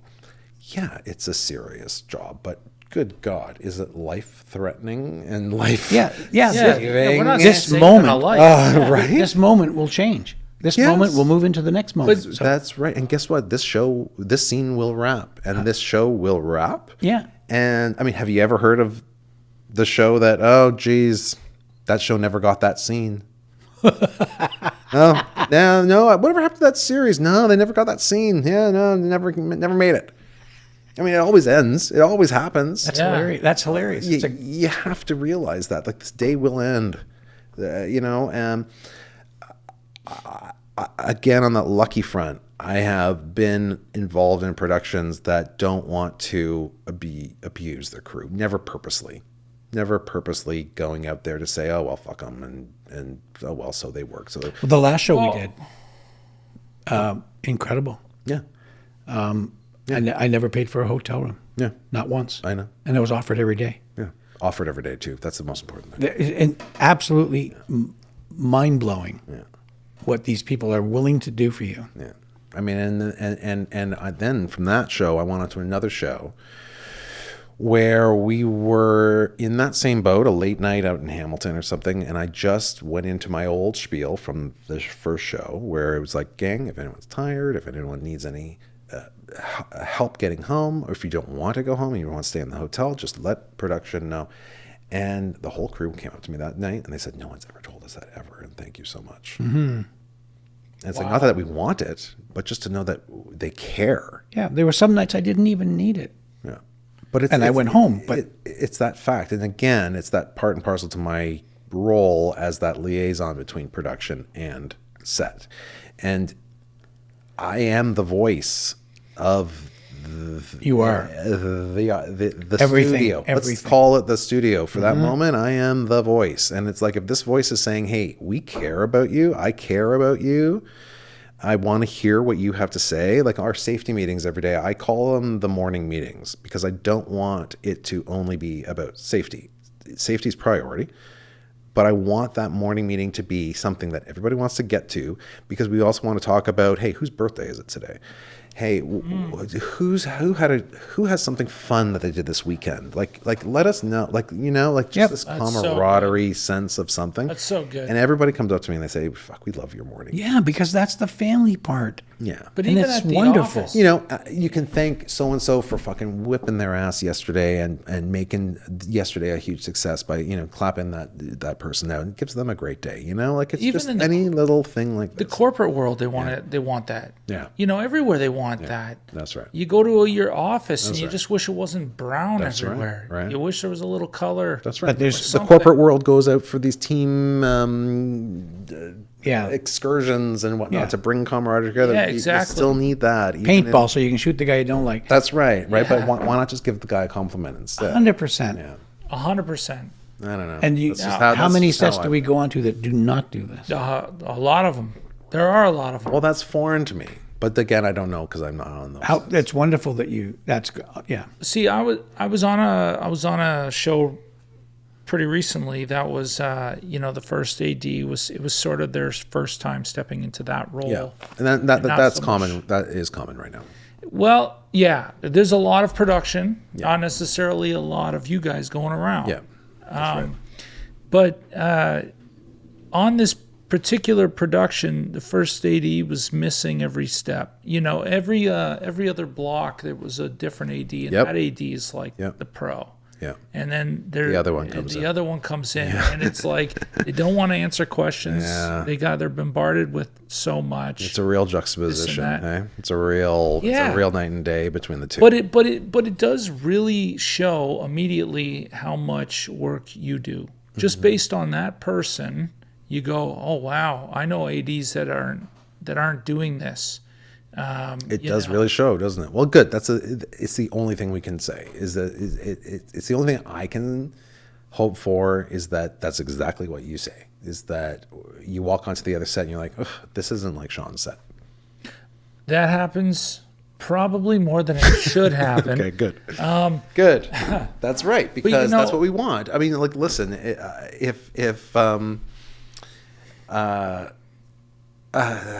I hear that a lot, and I don't get it. I don't understand. I don't understand how it can be any different. But I don't know. I also don't know because I'm not there to witness. This is going back to where the first AD makes your day. Yeah. A lot of stunties go to set, and they only get 2 moments to execute what action they're That's doing. right. There's a good chance that they're going to do it well the first time, That's even right. better the second Yeah. time. But sometimes they kind of go, "Fuck! I wish I just had number 3. I got it now," Yeah. or whatever it might be, Yeah. and we got to move on. Yeah, I know. Or something. Now, there's a lot of people in my department, let's say, who feel that they went to set, they didn't exactly Hit it. do it Yeah. as good as they could got have it. done.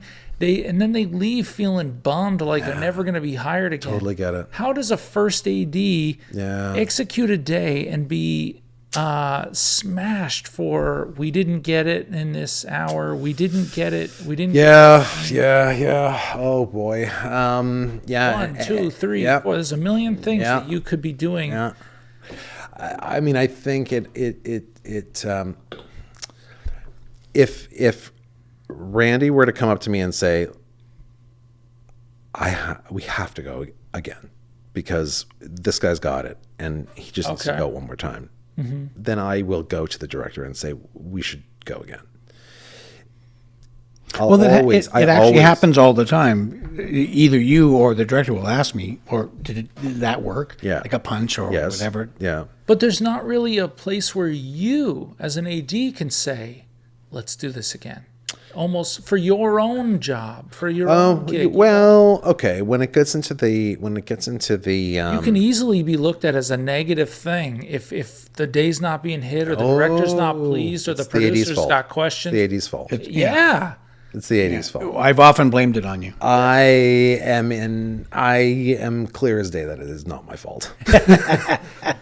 It is not my fault. Okay. I do not have the magic 8 ball. I have provided everything and more. Like 120% of provision is there for the director, and the everything is there. And again, thanks to my second AD, but thanks to my team.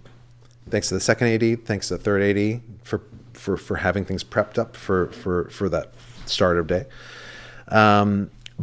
And then it kind of, that baton passes on, and that director and that DP kind of do take control, and I have to be there to facilitate that they don't take terribly too much time to do what they need to do, because I am looking forward to what's next and how much is remaining and how much time is left in that day. And we're doing the math and we're thinking, okay, we're taking maybe a little bit too long right now to do this scene. Our day is going to end at midnight. How are we going to get, the big dance number done? Mm-hmm. Right? We got a huge dance number coming up. It's just, and I start those conversations early, because then it does, and the producers are involved as well, because it's not my choice, right, at all. It's not my choice at all. I have a plan, and plans deviate. If the director wants to spend more time on something, then it's a give and take. Then we're going to have to take it away from something else later. But it's not my choice or call to make. And so I'm ensure that everybody else is in the loop of it, and we make a cognizant decision. Usually there's a lunchtime meeting. We're all like, okay, sweating. How are we going to get, well, except for me, I only sweat during interviews. Yeah, we noticed. Yeah. How are we going to get this day? And a plan is executed. Right. And then 90% of the time it's successful. So have you ever been on a show where the DPs knew? So like, I've worked with DPs that are fast. Yeah. And I've worked with DPs that are slow. Yeah, new I wouldn't know, but fast and slow, absolutely. And newness doesn't necessarily mean fast or slow. Sometimes newness means fast. The moment I said it, I realized my mistake. Yeah, and I agree. So newness is not badness. Newness has new ways of doing old things. I love new words. Quickers. That's awesome. Yeah, like that's what I'm discovering. I'm discovering, especially when it comes into the camera operators. Yeah. Some of the young guys got lots of tricks up their sleeves. If it's a skateboard cam, if it's if it's a cool little gizmo and you're just like, where's this? Where's this been? Gizmos are cool. Yeah. So no, dynamically, it's like I think a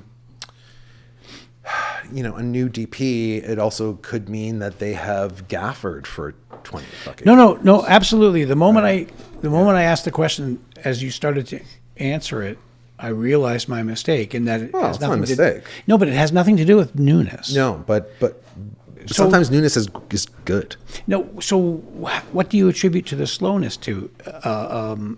the demands from the overall creative, the creative choices that they want this show to be.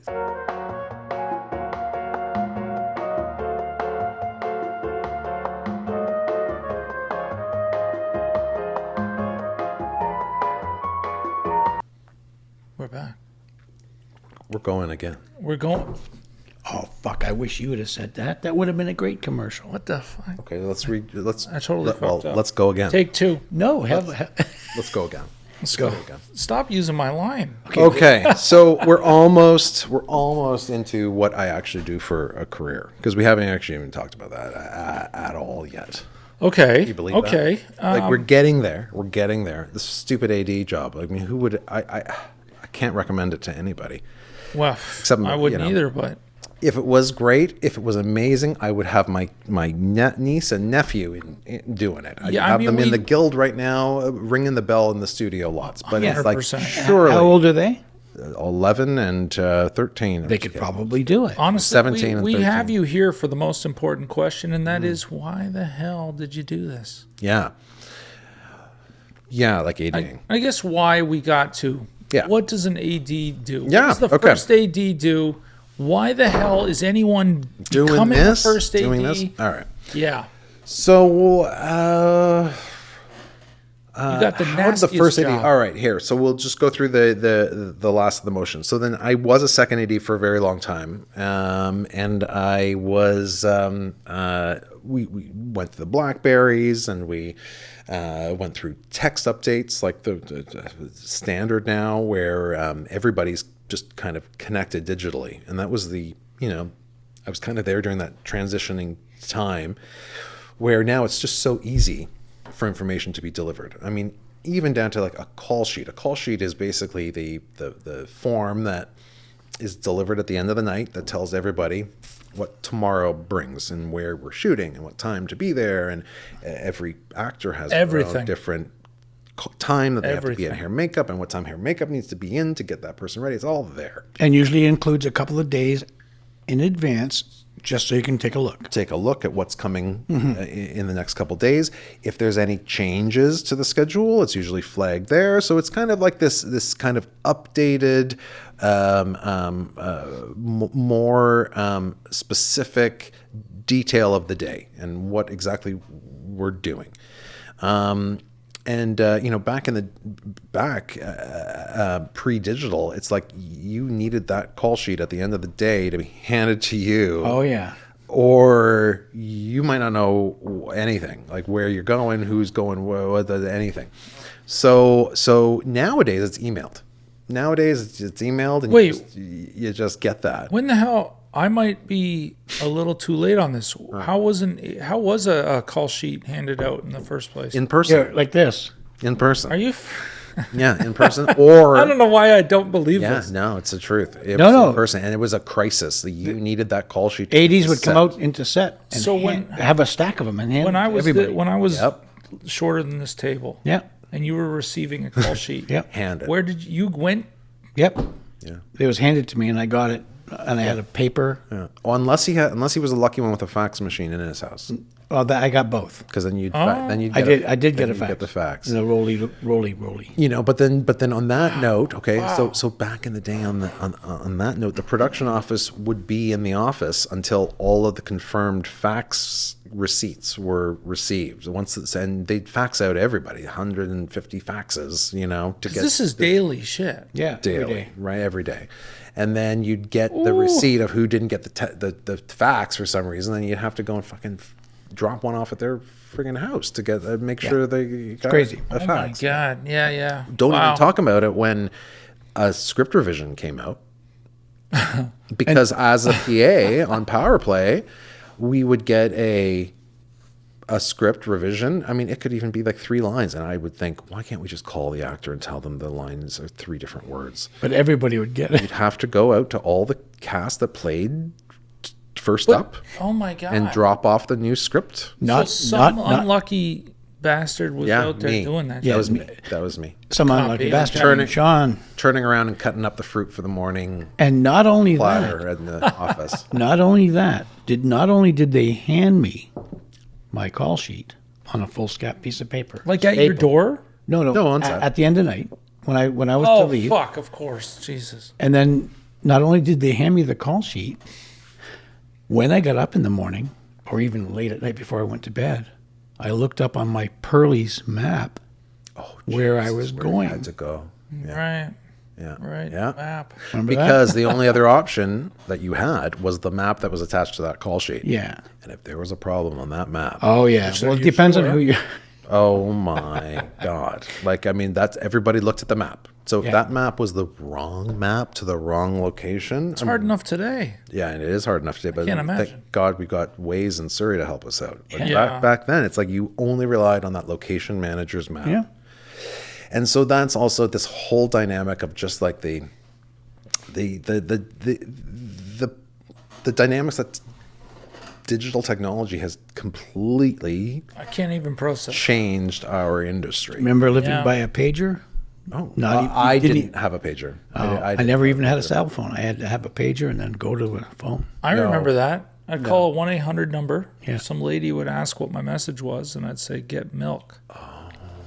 Really? And Yeah. then she would have to type "get milk" And then and it would send it off That's to how it you. worked. And then I So would like- buy milk.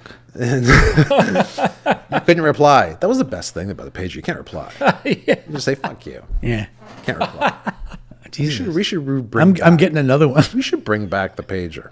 Oh, man. So I wonder, much do people easier. still use pagers? No, I What don't a think there weird is. concept. don't think that there Gangsters. is. Gangsters use them, Yeah. I think. I don't know why, but they Yeah. do. 1-800 Coke now. That's it. Yeah. It's just there. call it. That's all you got to do. Hang on, my pager's going. Well, I didn't mean to send it off.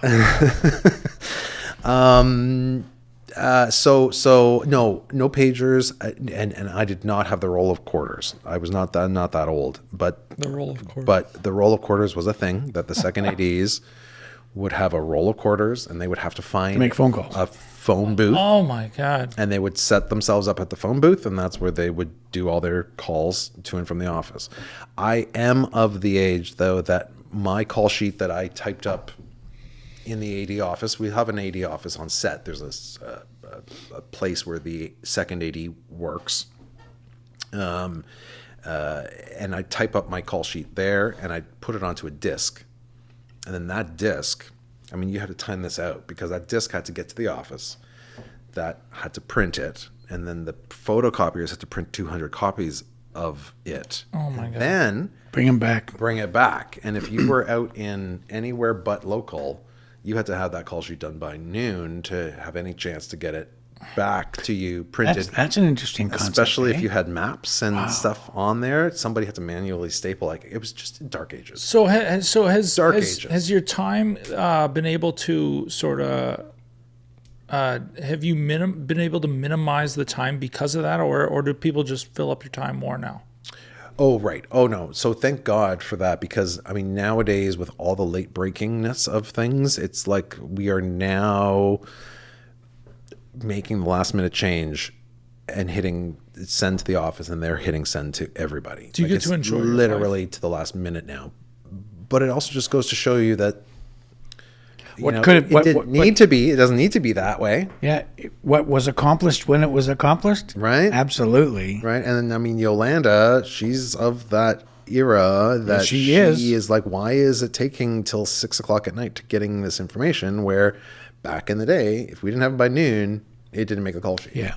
Right. So, Wow. we are taking, things for granted. I mean, even just in terms of that set communication of like, what scenes are we on? It's like, if you didn't have that call from if the second AD didn't call in from wherever phone booth that they were at, there would be no idea of where you're at on the day. Right.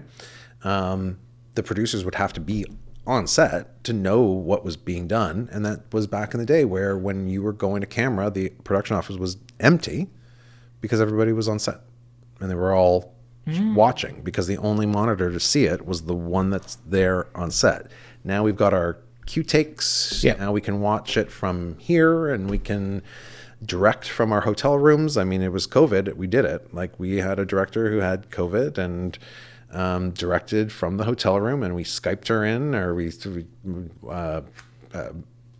Zoomed her in. Skype is just Skype. Yeah, Skype. Skype's in my brain because It was in and out. Well, we were talking about analog a little they earlier. literally just shut down Skype yesterday. Oh my It's God, gone. really? It's actually gone. That is so hard that's to why it was believe. in my Wow. my brain. But no, we Just a second. Is that a joke? no, it's for real. Yesterday, Yeah, Skype. Skype. Gone. there is somebody said, let's stop. there is no more. Yep. So just let me ask you this. 2 days ago, someone was Skyping? And now they can't. Or maybe that's. And now they're why- like, Yeah. What's happening? It Why they can't I weren't. get on? just here? keeps rolling. Yeah. No. Yeah, no. So Zoom, I mean, somehow Zoom just grabbed onto the. Well, Zoom is. I don't know how any of that works. But That's fascinating. Skype wasn't free, was it? I don't know. I don't think. Yeah, I think it was. See, we I've have Skyped. I've never paid Skyped? for it. our company I pays have. for Zoom Certainly don't. today. because it a 30-minute That's right. It's not enough. maximum. Can't talk for No, so Top Leaf Right. Pictures does.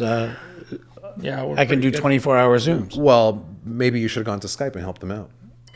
Just a second. I can call Skype.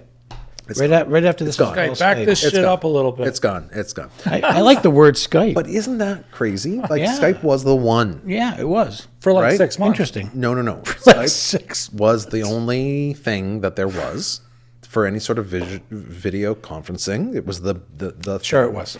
And I think what the dynamic was is that if you wanted to utilize it to call somebody who wasn't on Skype, you had to pay. And but Skype was like the first kind of free phone calling that there kind of was but- in the world but- for worldwide calling. What I think I could be completely wrong, but it seems like what Zoom did right was like Skype was in Yeah, before COVID. that's right. It was like, look, we've got video. That's thing. right. And then Zoom was like, we're the COVID one. Or the COVID one, and yeah, that's and it. they just like swooped in, They and ate 'em Skype and was took like, 'em yo. over. Yeah, I know. Whoa, fuck what is happened? happening? I know. Yeah. That's exactly what I think happened too.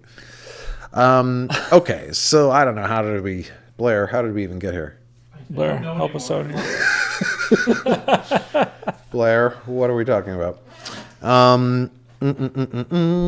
Skyping, communicating, phone booth. So it was like, I'm not of that age. I'm of the BlackBerry. I got the ability when I was seconding to be able to communicate Right. back and forth.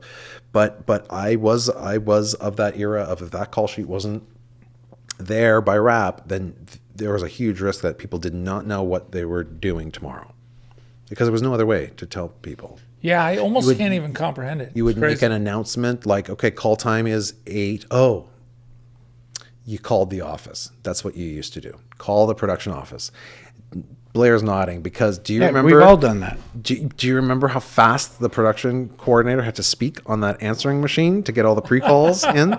Because you had like a 45-second window to leave an announcement. It's like, hi, you've reached the production office of so-and-so. Pre-calls are as follows. And it's like, brrrr, and you probably have to call 3 times to get back to hear which time your call was. But that was the only time and if something was left out of there, I mean, You didn't show up. you didn't show up. Were those better days, or is today a better day? Oh, God. What an interesting question. Whew. Okay, so I think today in an independent film is the best day. Okay. Just because there's a little less. I think as an independent film, you can make your movie.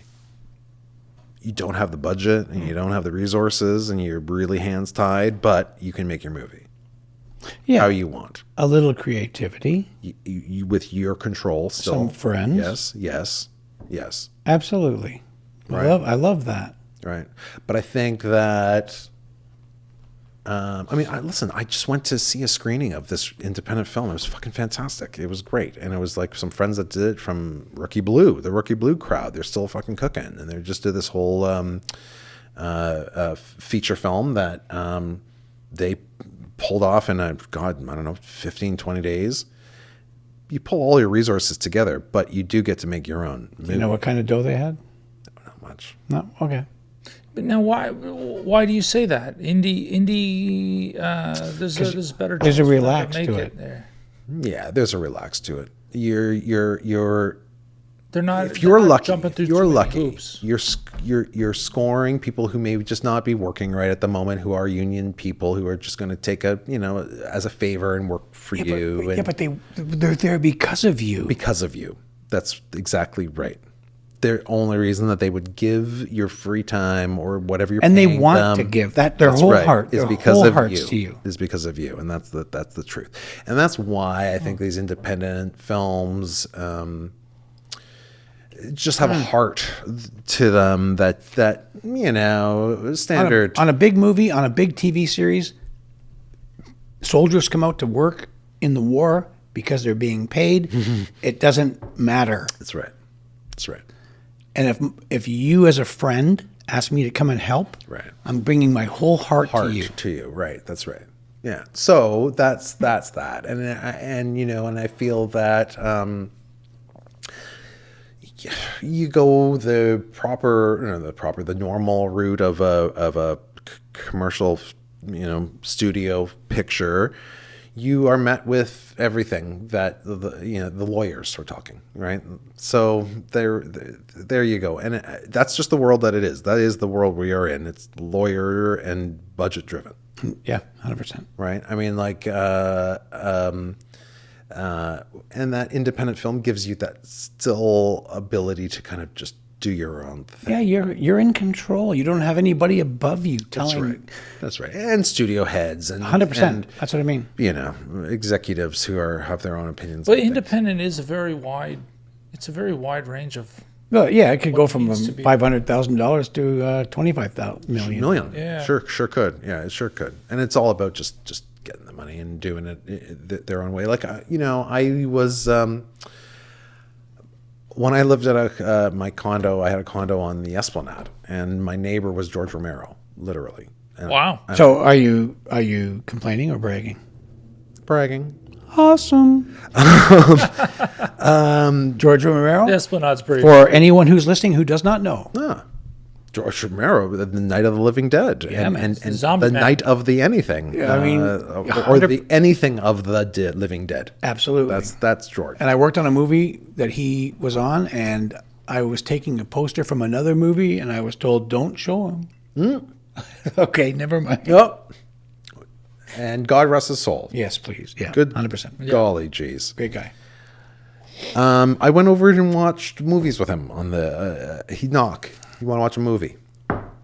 All right. I mean, who am I? Oh, come on. Fucking right. I'm Who gonna gets to do watch that? movies. No, it was whiskey and movies. Whiskey and movie with George Romero. And I used to smoke back in the day, and he was a smoker, and so we would smoke Like cigarettes? cigarettes.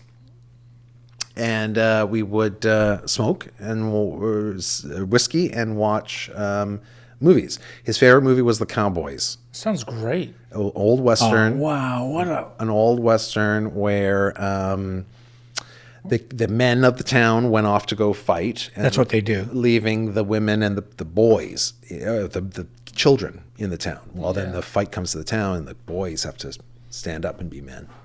It only makes sense. Imagine that's what a zombie movie today would Kind be of like. exactly, and I just watched it yesterday, the Last of Us last night. But yeah, nice. similar. Good. Similar. Similar, yeah. It's all the same, but that was the original. George Romero, how did we talk about him? You lived beside him. Yeah, but how did we get to that? You had a condo. Because of indie flicks and. Oh yeah, thank you so much. Oh, fuck, that You're whole like the thing. savior of this podcast. Blair would be like, Professional this doesn't podcast. cut to anything. Blair would be like, this doesn't cut to anything. What were we talking about there? All that did was waste you a rum and coke. That race wasted you a rum and coke. My one note to Randy is good luck. Yeah, good luck. here, good luck. Listen, George was really upset about his deals that he had with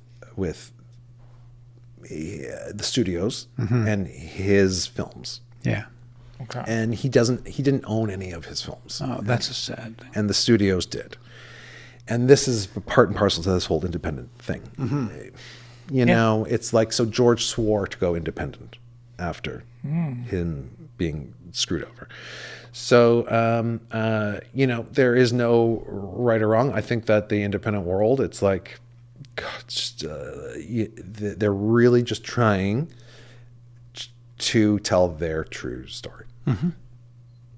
Right? Without any sort of restrictions. Yeah, unfortunately, the dough's not there. It's not there. You know, nobody's It's never there. given. And Nobody's who's gonna finance a film in these days? 100%. And age. I mean, like your chair at the this what's it called? Go. Wigo. Wigo. You know, when you go on the internet and you try to get cash. Try to get cash. Instago. What's that? Indigo. Indigo. No. No, Indigo. But Something like that, yes. right? Indiegogo. Indiegogo. What the fuck is that? Indiegogo. Well, there's crowdfunding. It's crowdfunding. Crowdfunding. Crowdfunding. All right, we'll just we go got there. Thank you, Blair. We got the voice bit. Blair Crowdfunding. Blair did not want to go to the Indigo. No, Indiegogo. Anyway, but it's crowdfunding. So crowdfunding, yeah. Okay, so Interesting. For someone who's literally there from the sun up of the movie to All the right. sun down, Yep. what he's been drawing on my arm all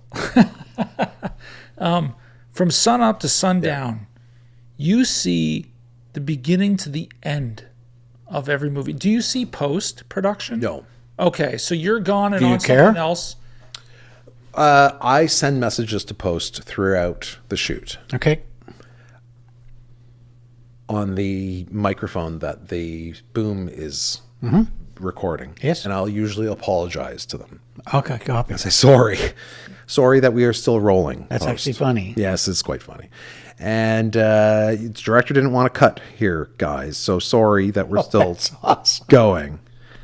But that's about the extent that I have with post. My job ends at camera wrap, But it starts in prep. pre-prep. Yeah. So it's like I could start earlier.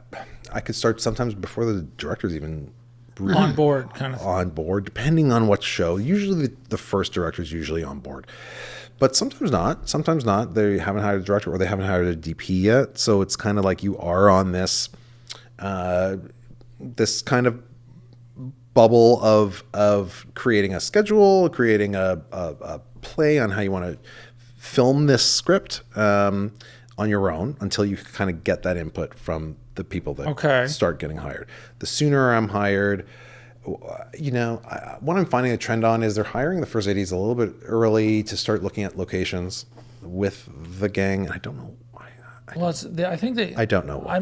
I think the evolution of first AD or the evolution of anyone around a first AD is knowing that the first AD is probably the most important In the thing. loop on everything. But Yeah. I feel... I see bringing you in incredibly early. Yeah, usually. Being but very smart. Right. But indeed, it's a really great idea, especially to attack that script and start breaking it down and also just start massaging it, especially if that script is 3 days or 4 days or 10 days over budget, right? Then we got to start figuring out how are we going to attack that.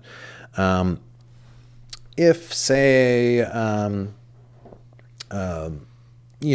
come with it's a 25-day shoot, but I've got 28 days, and there's no budging. There's no script adjustments. There's nothing, and we're just going to have to pack it in. The answer is just pack it in. So while packing it in, it's the worst thing that anybody could do. Yeah, but whose shoulders does that land on? I mean, it is the producer. It is the... Well, the director's coming in with a vision. Yeah. And between the director, you, and the DP. Yeah. So you've got 25 days to shoot this deal, and it's packed in tight. Yeah. You can't budge anything. All your locations are set. Yeah. So it comes down to a director who is prepped Yeah. and ready to make decisions. Someone with a great deal of confidence. Does that make sense? Yep. Like, Yes, but then even that, yes, yeah. well, there's no wavering. Like, I'm not coming in with a wilted heart. I have to come in strong. Yeah. And this is what I need now. Yeah. Now. Yeah. Now. Yeah. Now. Yeah. Yeah. It gets stressful. That's when the job gets really stressful. It's when you don't have the right time to do what you do need, and you have to figure out how to kind of pack it in. And when you just kind of listen, it's always like this kind of like, okay, I guess we'll just have to do it. No, and I understand that. We just have to do it. But whose shoulders does it fall on? Because somebody's, okay, like we've already said it prior. Yeah. Mine. Will Yes. it fall on mine? If, yes. no, the blame will fall on you. Yes, but I alleviate that by clearly informing everybody we do not have the right time to do that. But see, this Prior to. So Yes. it's kind of like I will be there to forewarn, and it's just through expertise. It's just kind of, you just kind of know. You just got this. It's an gut experience that thing. you just like, Yeah, it is there's an no experience way thing. that we can do the gun shootout and the car chase and the guy getting busted on the same day. Okay, so what I love about that is that 2 of those 3 things you just mentioned were stunt related. Mm-hmm. So they obviously hired the wrong stunt coordinator. Because you could have pulled it off. Yes. Yeah, but you right now though. But let's just say there were other dynamics other than the stunts that were related. Okay. Because, I mean, it's not just about stunts, Randy. Just a second. What? What? Yeah, there was a whole other facet of things. You like said he part and was going to parcel. say nice things. Oh man, So I can admit my wrongs. So I will be there to say, okay, listen, this whole sequence is going to take us 3 days to shoot this. And then the director will say, oh, really? And I'll say, well, let's talk it out. It's like we got this and this, and it's like your start of day just takes this amount of time, and then you got to break for lunch, and you actually only have 9 hours of sunlight. Like there's a lot of things that you have to associate with every single moment of that film. Yeah, there's shoot. a lot of life as opposed to filmmaking. And daylight is a big giant thing about it. That light in the sky, there's only so much we can cheat before you can't cheat that. So you have to lay that all out there, and basically it's like, decisions have to be made, and accommodations either have to be kind of taken, or you have a luxurious schedule that you shoot maybe 2 8-hour days or something.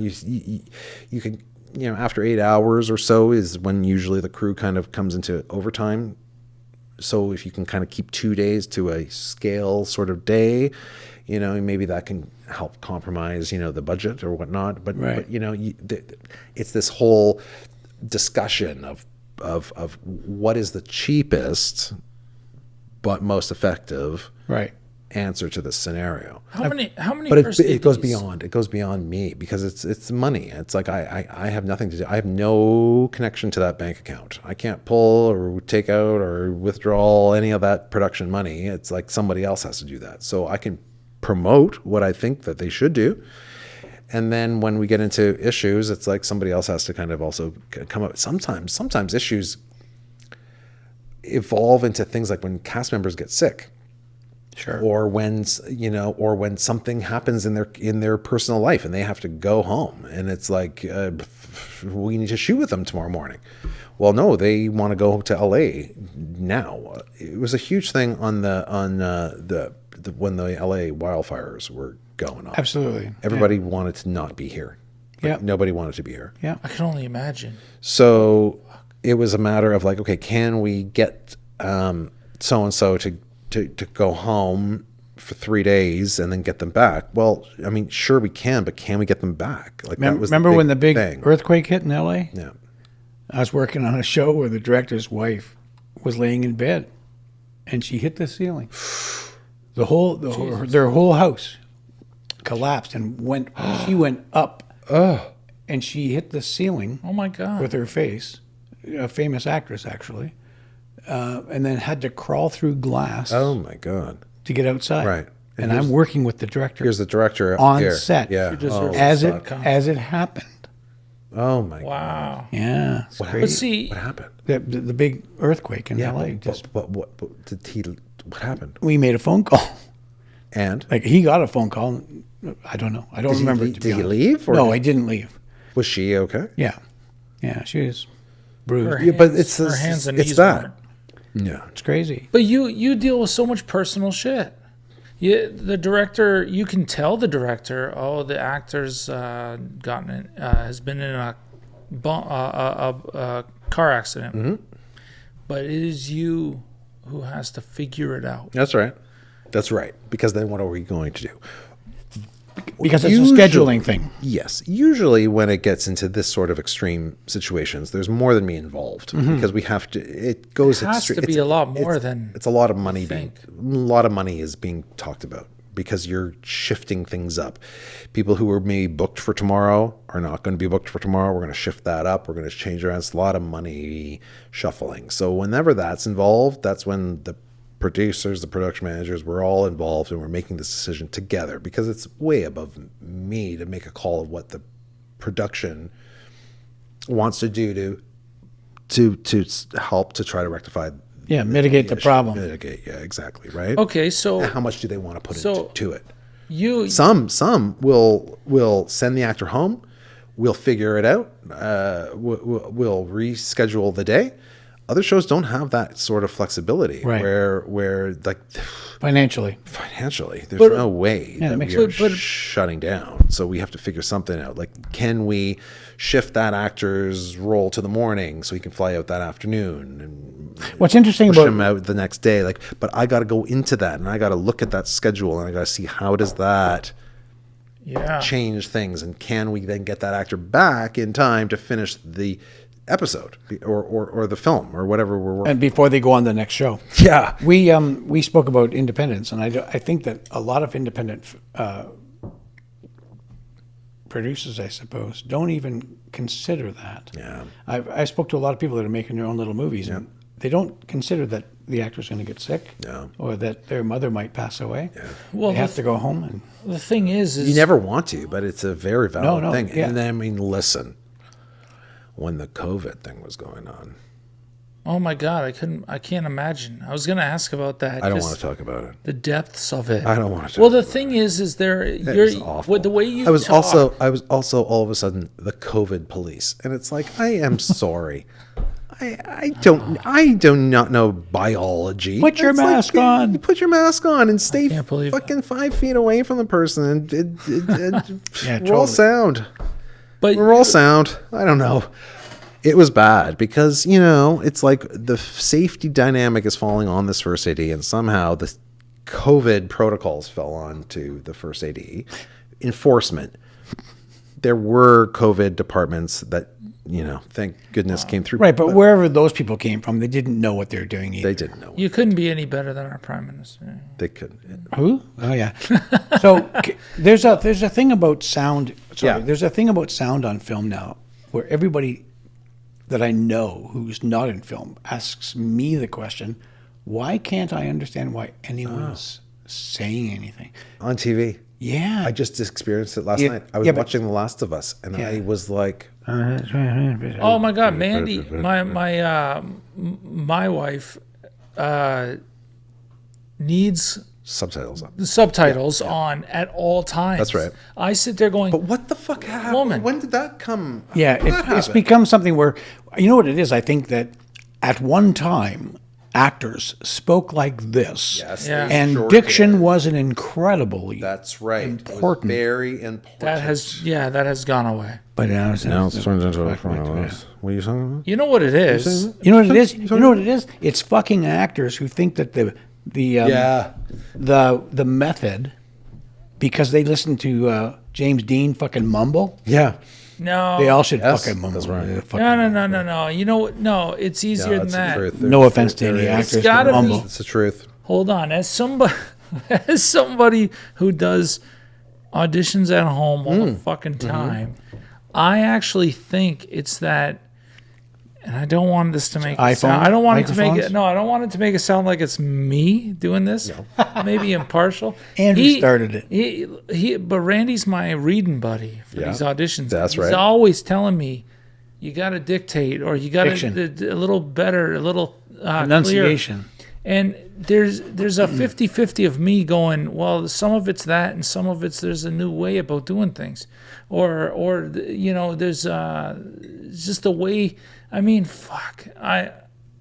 now I wish I didn't say any of that kind of shit. Yeah, I Because love going there's- off on these there's tangents. there's like mumble rap, and there's Yes. you know there's like the weirdest shit I going know, on now. I know. and it's because they're just trying to make it I don't more know. comfortable. I guess so. I'm on set every day, and I go, Yeah, What do you say? I do agree.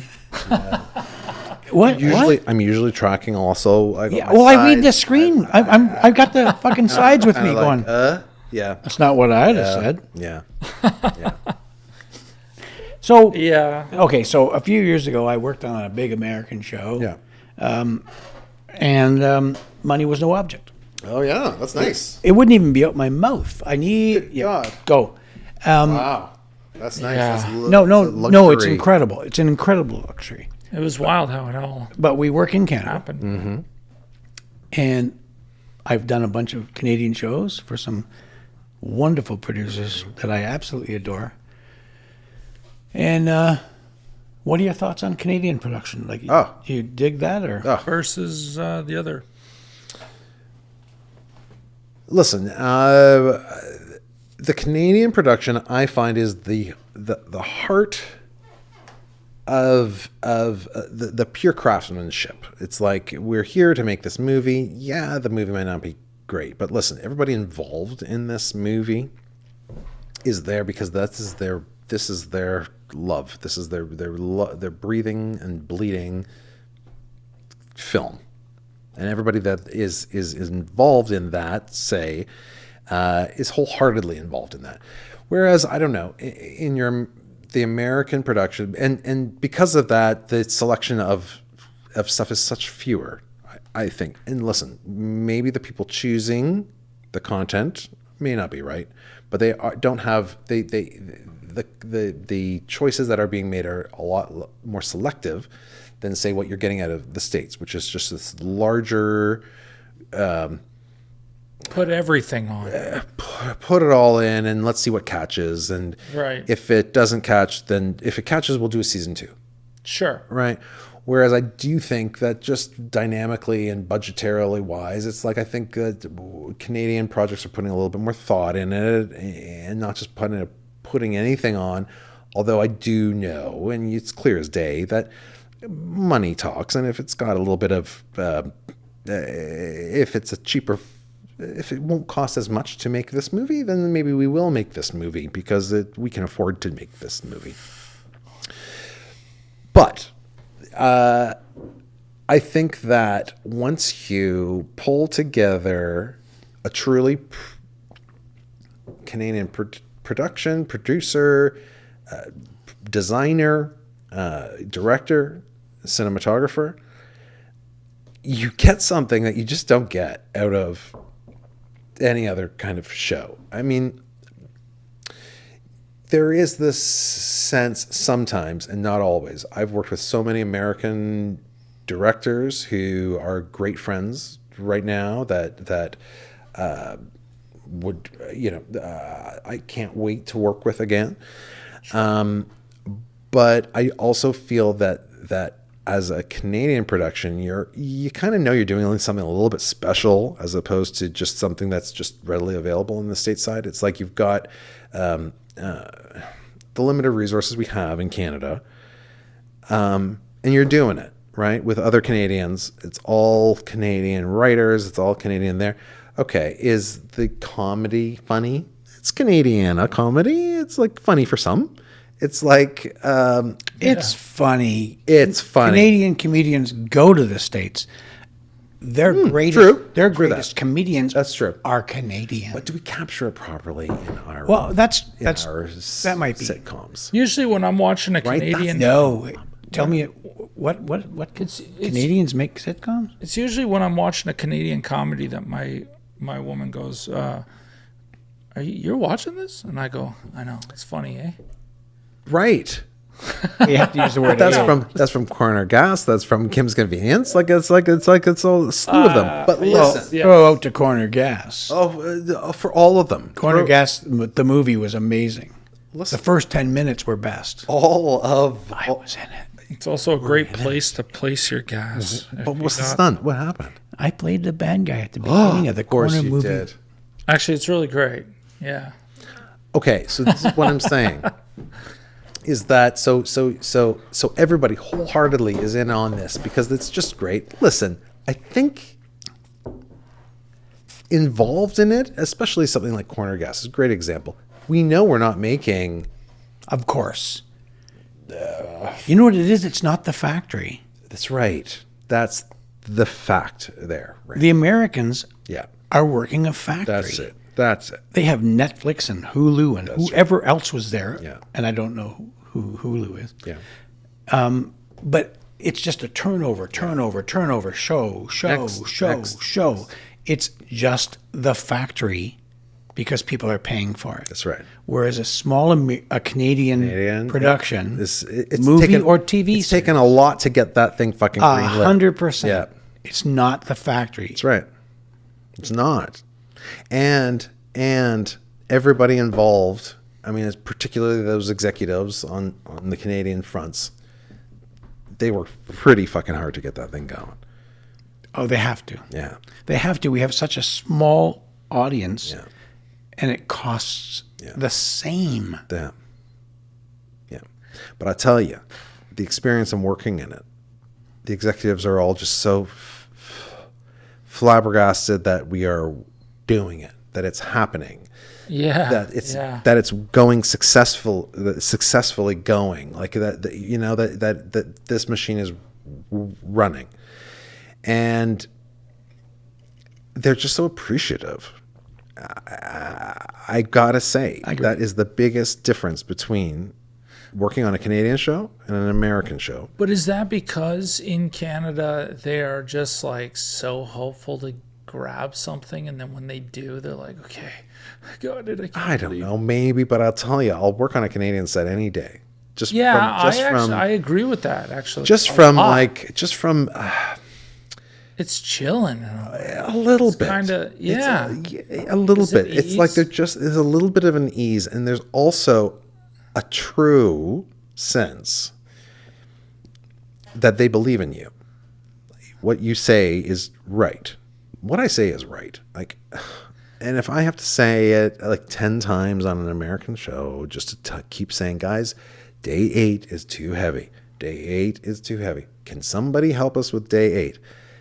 Over and over and over. I'll say it once on a Canadian show, and day 8 is solved. Like, it's the truth. But do Canadian writers go, well we can take away that joke? Yeah, They're it's like, that sort of thing. But If you take out all the A's, all the A's, it goes a whole saves page. the time, saves the time.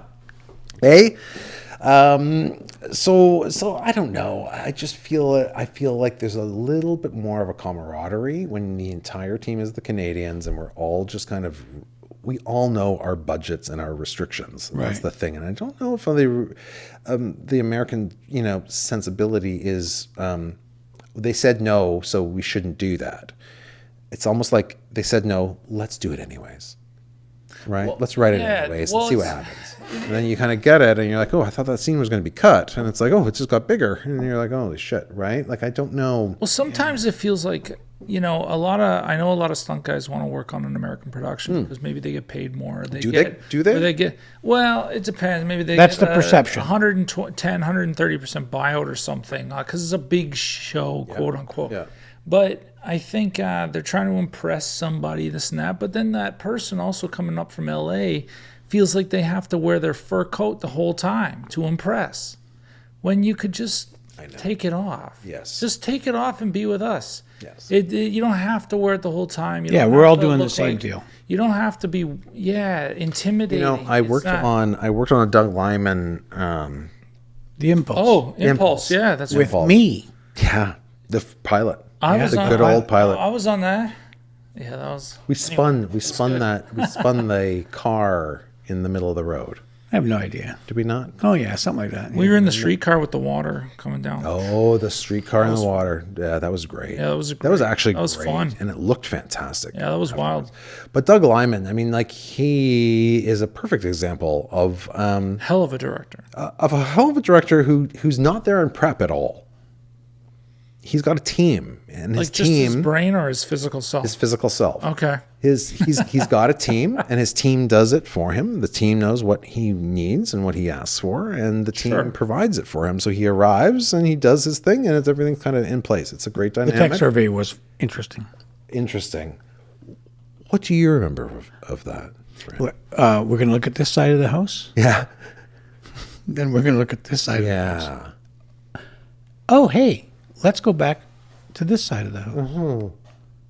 Let's walk out in the front yard. Oh, let's look at the first side. Yeah. And now let's go look at the other side. Yeah. Maybe we'll go inside. Does that make sense? Yeah. Let's go upstairs.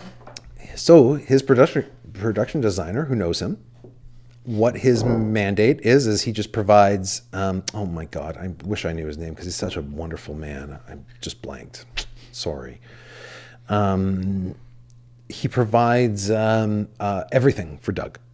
So because he's there for prep, Doug's not there for prep. Doug will fly in and literally pilot himself in to a local airport. If we were in Hamilton or Kitchener or somewhere like that, he would fly into the local from New York.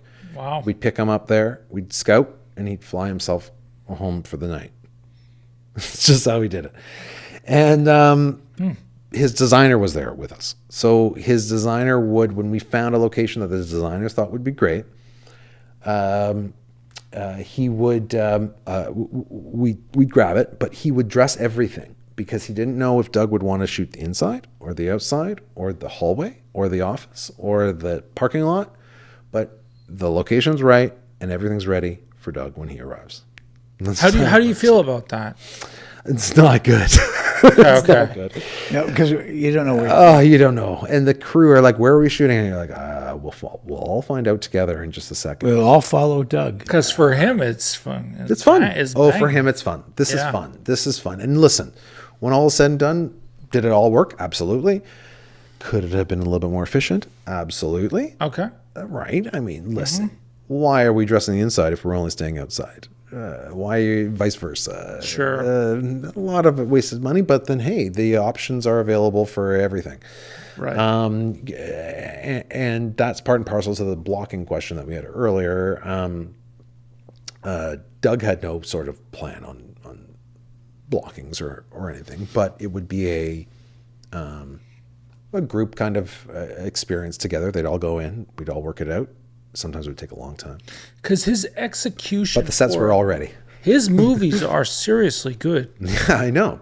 Yeah, no, it was. I had a fantastic time with him, and it took a little while for me to kind of get into that kind of mode with him. But then I just realized what it was with Doug is he just wants to have he just wants to have fun.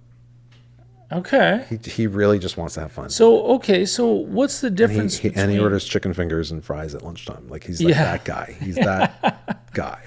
plum sauce? Yeah, totally. I love it. Yeah, and then he'll fly home.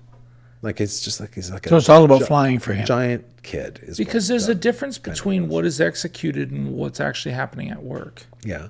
Is there a correlation between the two, or do you find at all that you can work on something that's been hell, but the success has been beautiful, or that the success isn't going to happen because the show was hell? No idea. Really? No hope on that. Like, I mean, you could be involved in something and you just think that this is the great, and it could just not be received properly. Why The Last Man is exactly that. Why The Last Man was an FX show, and it was wonderful. The producers were wonderful. The cast was amazing. The stories were great. The audience just didn't pick up on it. And it was based on a television comic book series. It was about the last man, the Y being the Y chromosome in the male Yes. genetics. Yes, sure. Being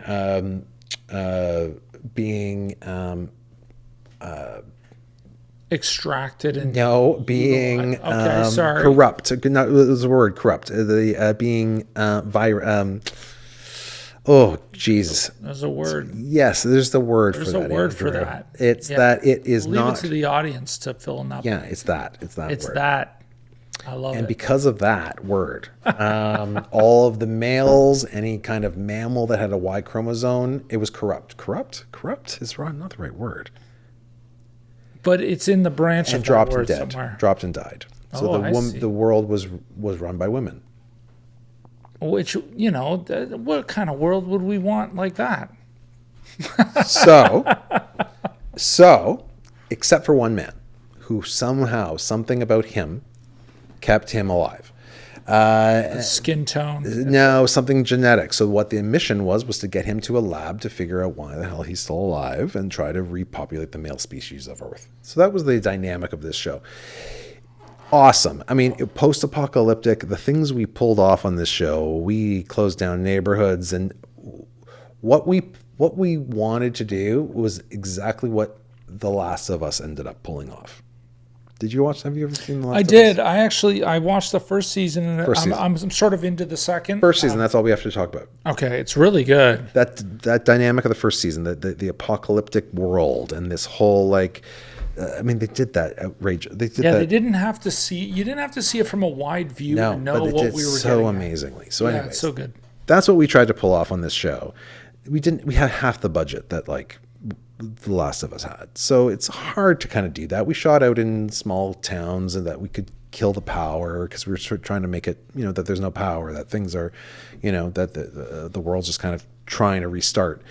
So we had to kind of take over these little communities and shut down their power and do all this stuff for night shooting. And it was just kind of we did our thing, but it's all about the money. The more money they got, I think the better kind of final outcome. This certainly they can is provide.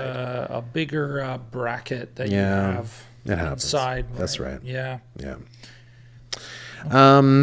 Success. Yes. What makes success? The thing is too is I find I come in as a stunt performer and actor, and I look at a show, and Randy, he was the stunt coordinator on Orphan Black, Oh, yes. and Wait a anytime- minute. So, Randy, how did you deal with John when you saw John again? John Fawcett? Yeah. Shout out to John Fawcett. I love John Fawcett. Shout I out see to him John on Fawcett. everything I do. He's out. He remembered you from Orphan Black. Of course. Okay, good. Yeah. Like a number of series, John wanted me as his stunt coordinator right off the top, and we spoke about that. And then there was a relationship between the PM and another stunt coordinator, so he got that job. So somewhere near the end of the first season, John called me and said, on a Friday night at 11 o'clock at night, There you go. "Can you be here on Monday morning?" Yeah, Monday. And I Hey. said, "No, I don't mop up other people's messes. But if you I'll start Tuesday. yeah, finish your Better day for me. Finish your episode, and we'll move. I'll come in." But and I did I did the rest of the season, the rest of the series. Yeah. But I Did did you see him? Did you see him since Tall Pines? Yeah. Oh yeah. No, I've not seen John since Tall Pines. Right. Oh, Like up from- until- Before that, though, Oh yeah, he's been on everything. I've done a number of you've things. done. But I did. I started with The Border, the TV series The Border. That was before Orphan. That's right. So, but I started with. Oh, okay, I That's see. where I met John. John actually signed my application to become a director with the Directors Guild. Was John on October Faction? I don't believe so. Where was he? As what? As a second unit director? Just as a director, I'm a director member. You are a director member. Mm-hmm. I'm not even a director member. Let's talk. Can you get? Oh, and by the way, anyone listening, I'm available. Okay. So yes, But Orphan Black. Okay. Yes. Just that. Yeah, I don't know how that came up. John Fawcett. I don't know how that came up. Well, what I was trying to say. A Canadian iconic Let's- director. Yeah, no, I love Let's John. remember, I'm a part of this.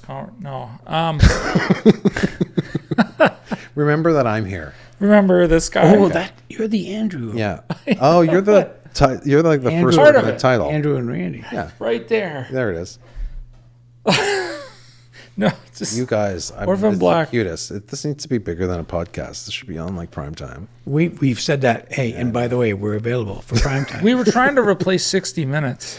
Yeah. I hear they're suffering. I gotta pee again. Copy that.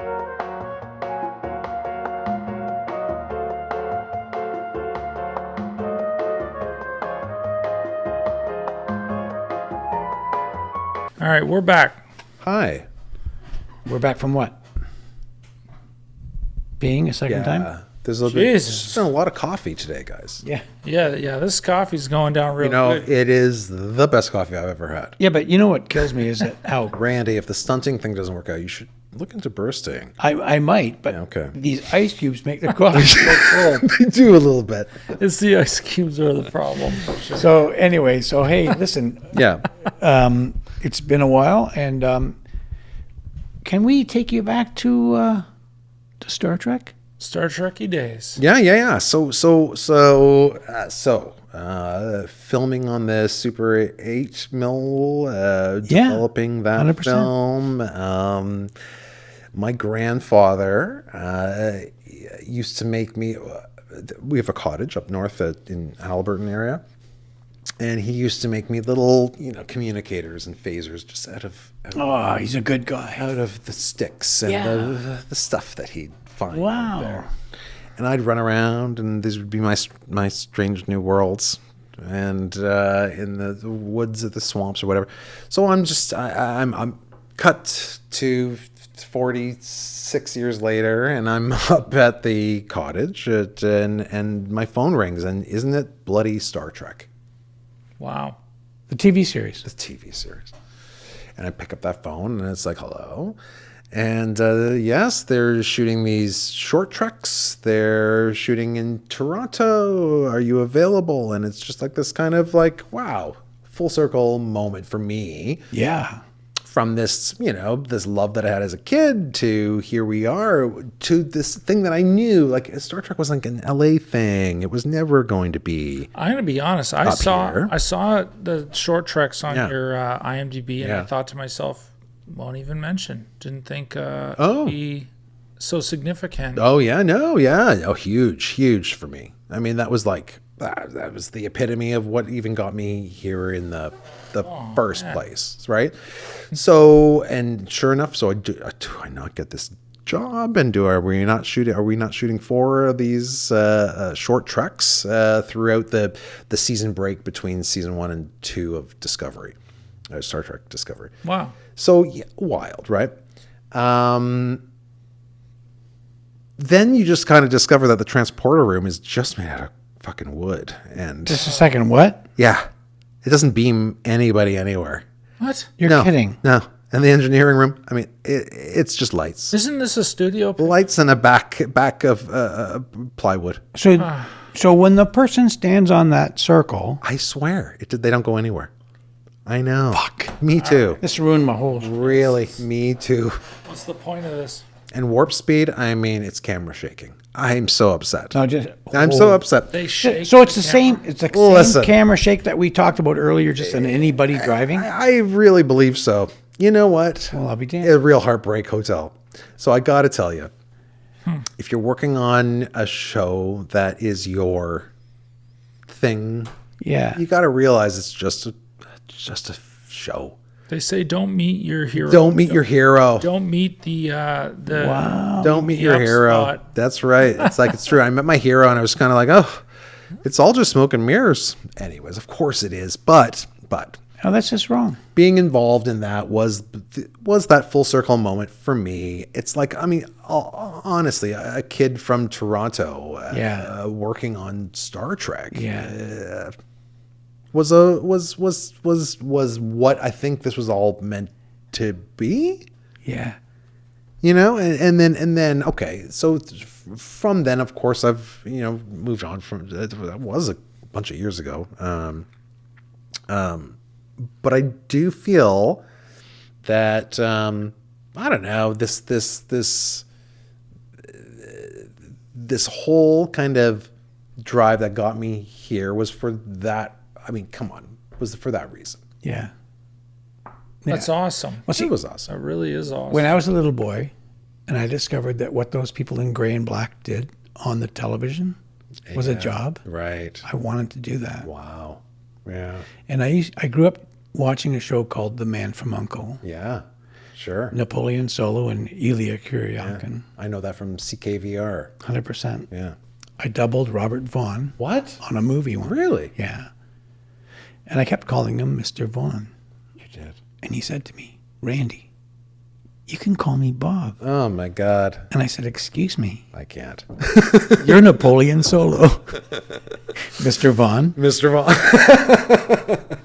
Yeah, it's so funny. Right? How I did an episode of Kung Fu: The Legend Continues, Yeah. which is Yeah. incredible Yeah. because I got to work with David Carradine for all Sure. those years. Jeez. Growing up as a martial artist. Right? I Again, you watched never Kung think Fu. in a million years that the thing would ever be shooting in Toronto. 100%. Right? 100%. But we did an episode where like there was like 6 or 7 of television's greatest cowboy heroes. All in the episode. Yeah, I doubled James Drury No way. from the Virginian. Wow. But we got to work for 6 or 7 days with these guys, and they had lunch with the stunt guys every day. And I just sat there in awe Right. as a full-grown man. Yeah. Right.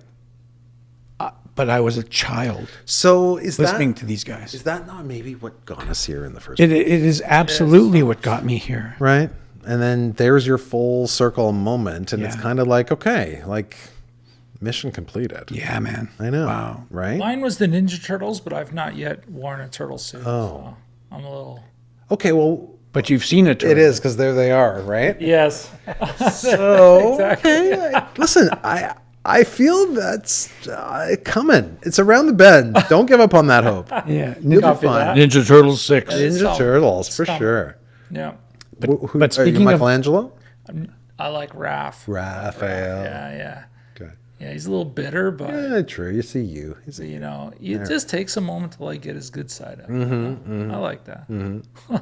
I can't believe you just said that. That's funny. But speaking of coming full circle, Okay, Sean. Oh my come that God! I time. can't even believe it. I can't. come that I don't even time. feel we talked about anything. I don't know if we did or not, to be honest. These Yeah, rums were Blair good. will figure Or it the out. coffee. don't sign over a scene, No, and please draw a picture if you like.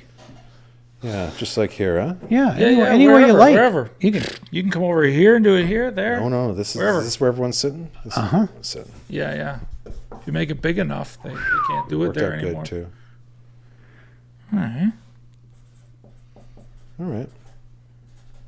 People on Spotify are listening to our thick black magic marker. AD. Love it. Man, we're gonna have My to do we're gonna have to gosh. do a second Maybe one. we should do one that actually explains what the first AD job is. Yeah. Yeah, because there's wicked lots of people right now confused as shit. Done that. They're like, "What? I came here to find out what an AD is," and it's To be like, because I think I want to yeah. be an AD, and it's like, listen, truly, you don't. You don't. To be honest, if anyone wants to know what an AD does, this podcast actually says a lot. That it's everything. It's an absolute mess. To some That people, it's everything. It's the first year after death. It's this. It's a. Hey, first AD. Like, yeah. Oh, weird. That's wrong. That is not what it's about. But I but know. it's certainly the start of my life. It would be the first AD after death. Can start living again. Listen, ADing is like it's a dream come true. You're in charge of a film set. You're creating a story. You're helping to tell a story that's going to entertain people, and hopefully, well. That's all you can ever hope for, and that's all you can. That's all you can kind of carry on and hope will be your next gig is a show that people have heard of, right? Remember, it's like, oh, what are you working on? Nah, you never heard of it. Don't worry about it. Canadian. But also just something that you can be proud of. That's all of us want to do is just be proud of what we've worked on, and do a good job and kind of and see what tomorrow brings. It's always exciting. That's one thing about this industry. You just never know what tomorrow has in store. And you wait until that phone call rings and you're jumping off a bridge. 100%. True. Andrew, you feel like jumping out of a plane tomorrow? I would. Blair will. Would you? Yeah, Blair will do it. Blair's an Blair's actual a skydiver. skydiver. I would have to learn a few things, but I'm down. no. I'm down. I'll jump out of any plane that's set against a volume wall. And I will do anything on a volume wall all day long. All day long. Sean, thanks for coming, bud. My Sean, goodness. I appreciate We'll it. have to talk more about the actual We will. Yeah. The sequel's coming up. thing. Thank you, 100%. gents. This was a pleasure. Oh, Sean, thank you. You so broke much. my you broke my cherry. Oh, First podcast done. I'm ready for the next one. Sweet. down. I love it. Thank you, sir. Thanks, guys. It's a pleasure. That's a cut, Blair.